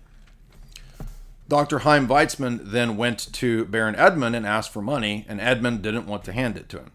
Then he was pressed again, and he said, okay, here's 40,000 pounds. So apparently, The only amount of money that Edmund ever gave was 40,000 pounds directly to Chaim Weizmann after he initially said no. And then there is a revitalization of Palestine project. In the, let's see, what decade is this? Edmund sparked the industrial development of Israel. His funds facilitated the formation of a Palestinian Electric Corporation. Notice it's still called Palestine. Edmund the Rothschild created the Palestine Electric Company, the Portland Cement Company, Nesher Limited, Palestine Salt Company, Samaria Water Company, and he even made sure that the colonies across Judea, Samaria, and Galilee served as strongholds in a time of need. That time of need would come 4 decades later, talking about the establishment, I guess, of the nation state of Israel. It says, at this point, it puzzled Chaim Weizmann why Edmund spent such large sums of money excavating and exploring Zion. Turns out, Baron Edmund thought that he might be able to find the Ark of the Covenant. Here's the weird, we're going full Indiana Jones here. The Arab armies can deem themselves lucky that there weren't more non-Zionists as he. Following Edmund's money, Edmund himself eventually came. Here's a pretty crazy thing. I didn't know this. And tried to buy the Wailing Wall. Edmund sent a message to try to purchase the Wailing Wall from the Arabs. Not only that, he aimed at the conversion of the surrounding neighborhood into a Jewish shrine. However, he wanted to meet Muslim objections and said, if you allow me to purchase this, we will create an equivalent plot of land that would accommodate you, and we would build much more comfortable houses than Muslims had near the wall. Edmund appropriated 750,000 francs, and the Pasha of Jerusalem had already been given approval. However, now this is a weird one, the whole scheme was shut down because Jerusalem's chief rabbi, for some reason, did not want Edmund to purchase the wall. Maybe he didn't want him to own it privately, or I don't know. But anyway, subsequent baronial visits were splendid occasions. The velvet bow tie was seen everywhere. Hospitals, schools, farms, industrial installations, workshops. Naturally, Edmund took an interest in all these things, whether it was wine cellars or perfume factories, or the display of horsemanship by young colonists. To his grandson, the present Baron Edmund, England's Rothschild jointly continued the administration of their huge Israeli interests. So eventually, it becomes a Zionist movement, but not initially with Edmund, although Edmund was the wealthiest man apparently in Europe at the time, according to this book, the Roberts book. And by the, 1960s, I think, the Rothschilds had massive monetary, business, financial, industrial things going in Tel Aviv without question. So initially, it was not a one-size-fits-all thing. And that's just from a normie historian take. I'm guessing this book is probably going to say very similar stuff. I just got it yesterday. But even at their archive, it does note that you'll notice that this account conflicts with what Roberts wrote in his biography. Because the Roberts biography said that he was not a strong supporter, but at one time gave 40,000 pounds, and the rest of it apparently didn't care. So there's conflicting evidence there and claims there. But this does go on to note that everything from the Knesset building, which was donated by the family, and by the way, AP, this is crazy, AP said that the land that the Knesset building is on is owned by the Orthodox Church, which is pretty crazy. So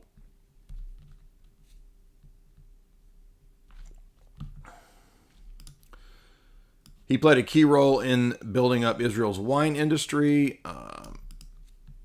farms, businesses, etc.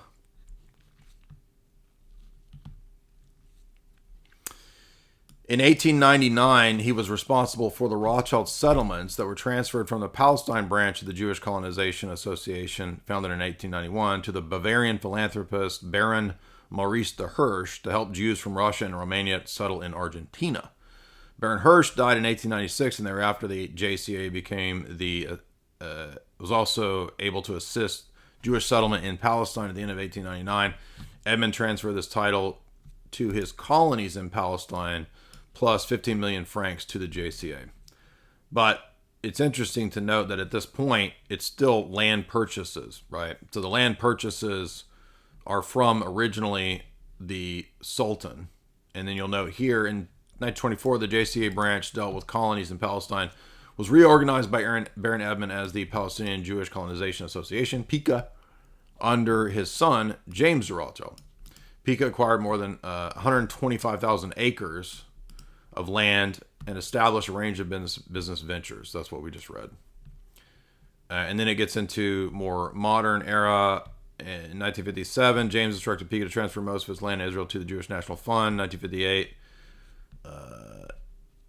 agreed to vest its right to land holdings in Syria and Lebanon and the state of Israel. Edmund and James' determination continued to support Israeli institutions. And if you watch the Jacob interview, that's basically what he says. I'm not going to play the Jacob interview. I thought about playing it, but it basically just reaffirms a lot of what we just talked about. And that is this one here. This is a BBC, I think it's BBC, some kind of like BBC interview from a while back with Lord Jacob. And the first thing they talk about is the Balfour Declaration letter, and there's 4 drafts of it, and they had to keep redrafting it. And then Jacob gets into just describing largely a lot of what I just talked about. So if you want to go watch this interview, it is interesting, and it's just another kind of source that backs up a lot of what we just talked about. So this is the nuanced, charitable history approach that I understand so far. Now, I've got a bunch of notes as well.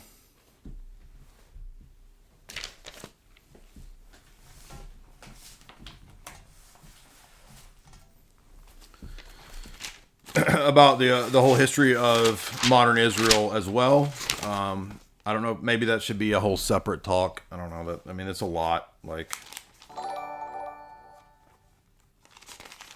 I mean, my notes they go all the way back to Disraeli. In the UK, he plays a key role. Disraeli wrote letters actually about the return to Israel in 1850, and there was a Protestant heresy going around that also a lot of people think played a role in this.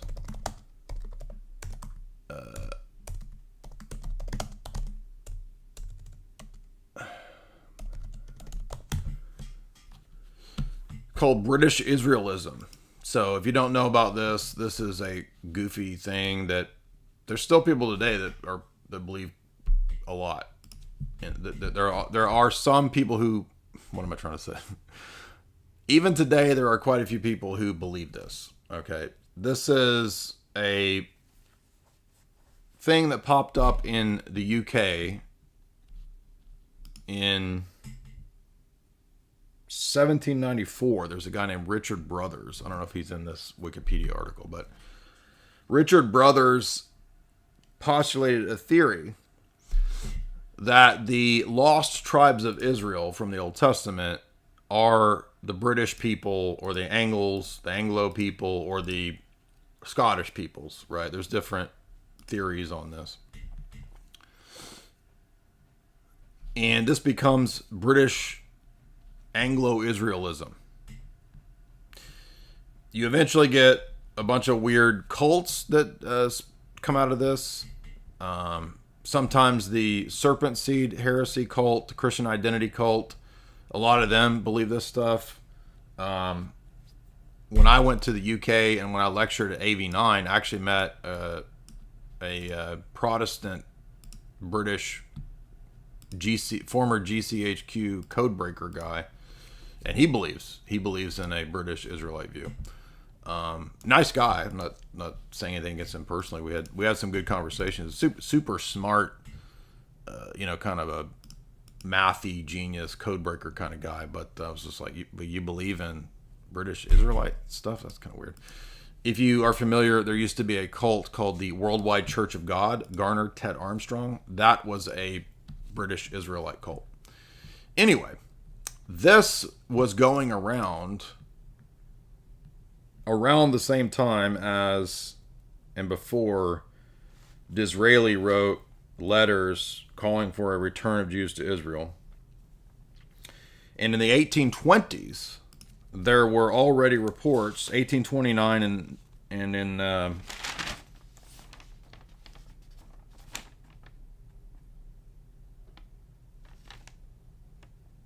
1825, 1829, there were news reports, old news articles that the Rothschilds had already begun purchasing land. So I think the first one is 1825.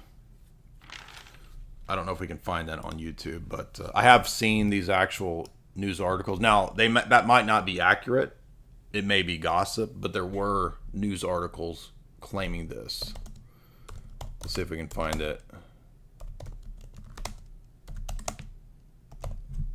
Any examples of it?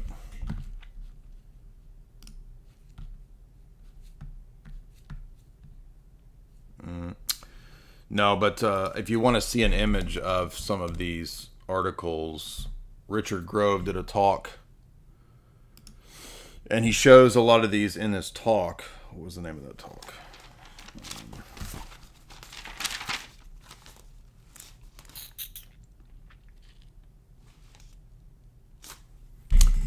Trying to remember the name of it. Let me see.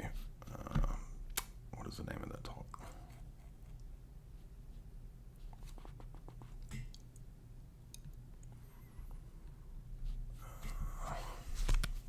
I'll go ahead and close this out over here on Twitter because we don't have any more people requesting.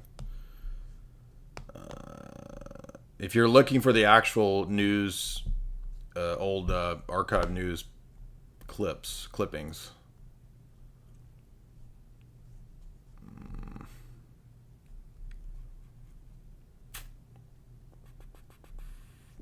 Just one second. I'll get you the title of this.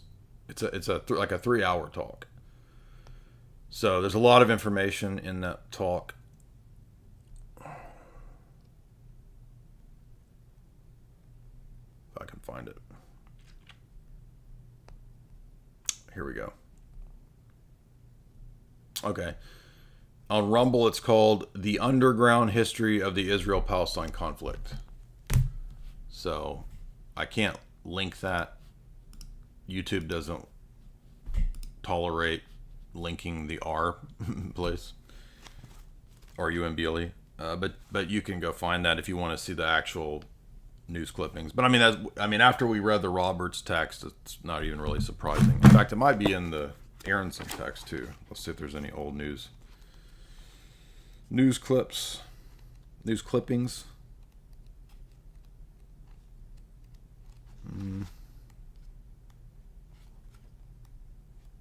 Not really.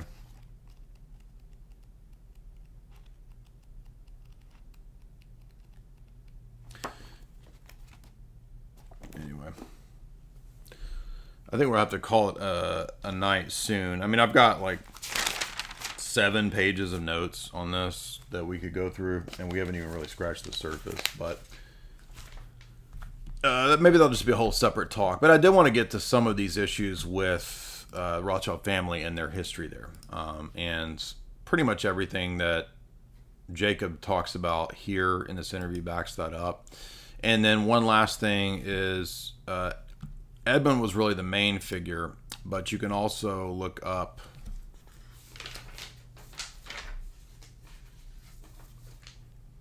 Walter. Yeah, Walter played a pretty big role as well.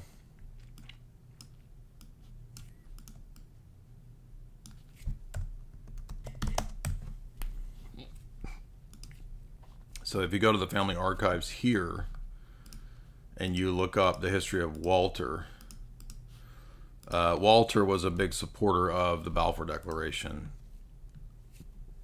And so this will give you the history.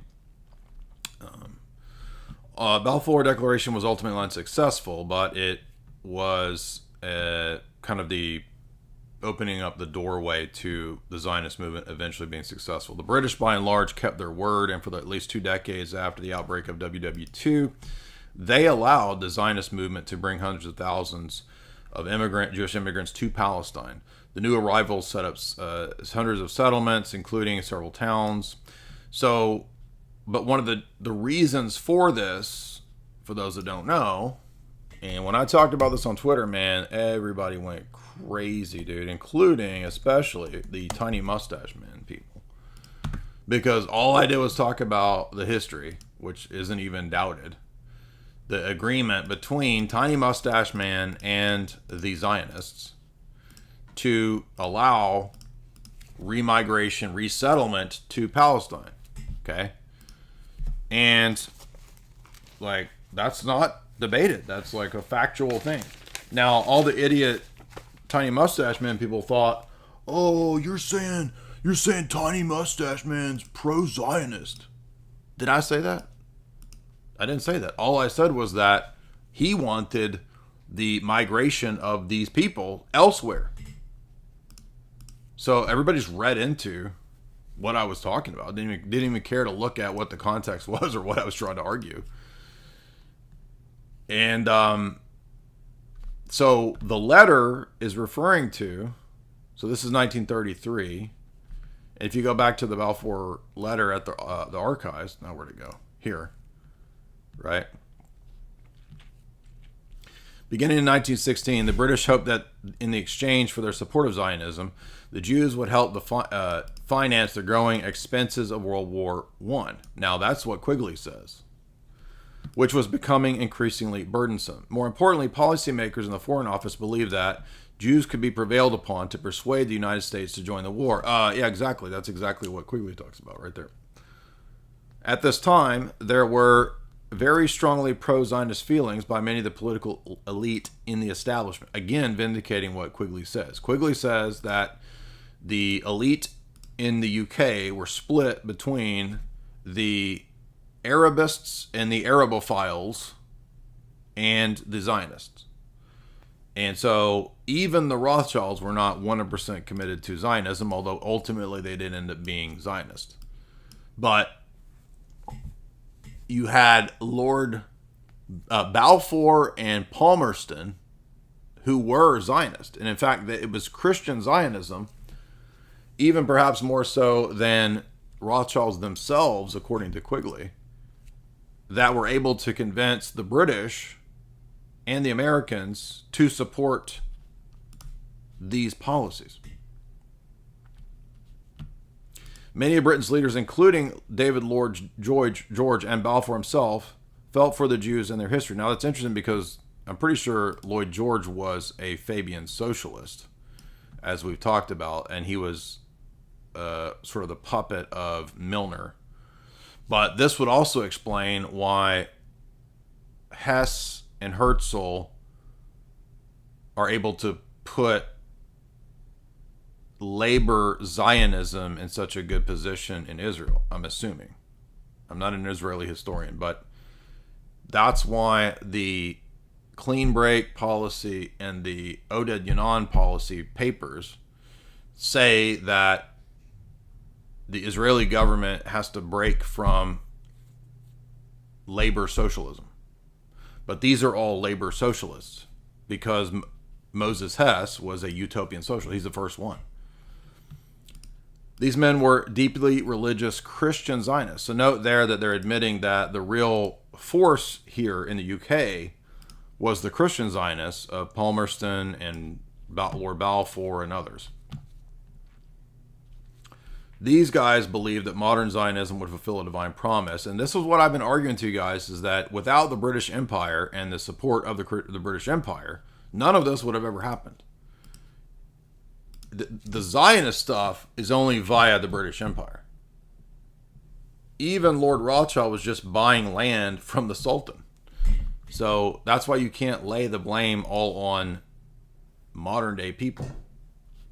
It's a very complex historical situation. H. Brazi, $5. When Edmund talked about sending a Polish Jew to Palestine, I think that was a joke, right? He was making a joke that American Jews don't really care about Zionism at that time. If you only knew what damage a man that fits the exact profile would be doing in decades. A Polish Jew for Palestine? Who's the Polish Jew?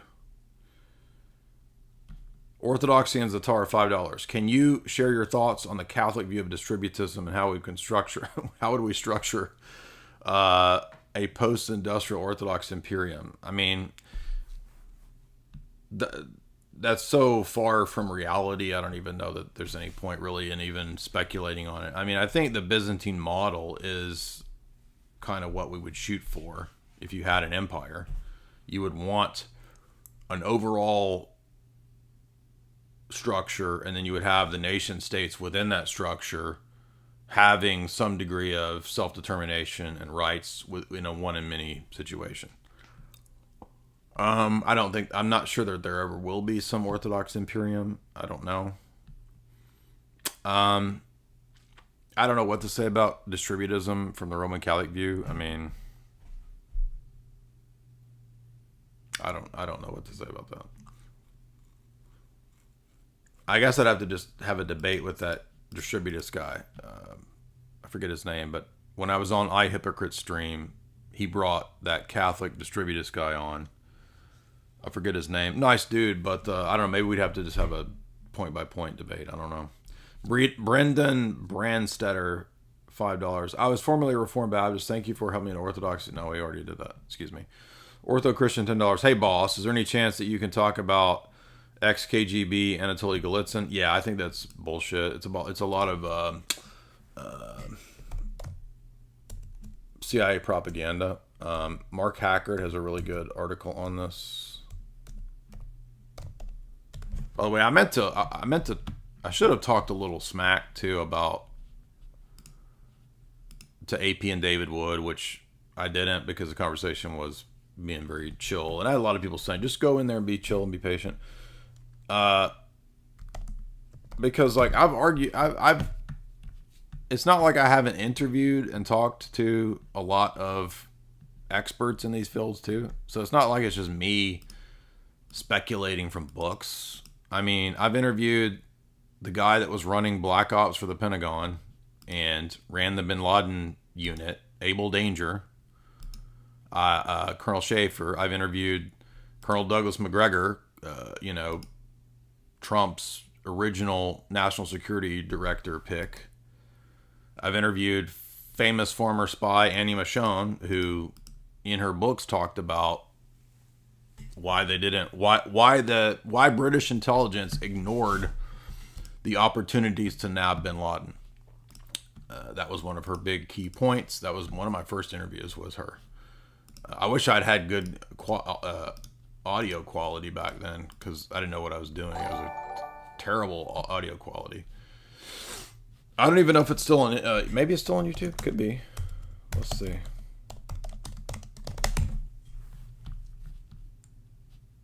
It is. I think I tried to fix this audio back in the day.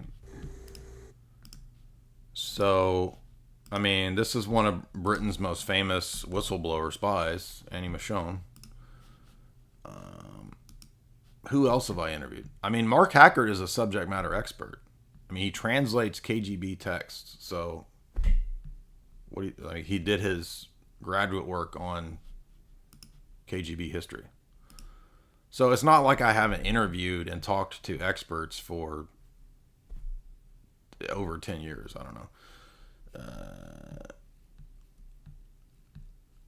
know. So I think this is the article that goes into some of the problems in Golitsyn's book. So Golitsyn's book is just really there for the CIA to kind of keep pushing the Cold War narrative, even though the Cold War is over. So that's one article to read on it, and also this one about Yuri Bezmenov. So because Bezmenov and Golitsyn basically play the same kind of role of defectors who then put out all the CIA propaganda. It's just amazing to me that nobody questions what these people put out. Now, that doesn't mean the KGB is good. It's just that it's really naive to think that the defectors aren't going to be putting out what the CIA wants. And just because the CIA, like, it's not true and good because the CIA put it out. You got to be more sophisticated than that. But people are not sophisticated; they're naive. But this all got popular because Call of Duty Black Ops used the Yuri Bezmenov clips in the game promotions. Okay, guys, I want to remind you too. I got to go eat dinner. So head on over to chalk.com, the show sponsor, choq.com, and get access to the best on supplementation. Use the promo code JAY44LIFE to get 44% off. And I will get back to you guys very soon. I will have a new live show. You guys like the new camera, I hope, right? Is it looking good? Cool. I was eager to get on here and use the new camera. Shepherder, $10. Thank you for this history lesson. Either All-Type or Ryan Last has a good video on Eternal Anglo. Interesting. I'll check those out. Otherwise, like, share. Boomer Garcia.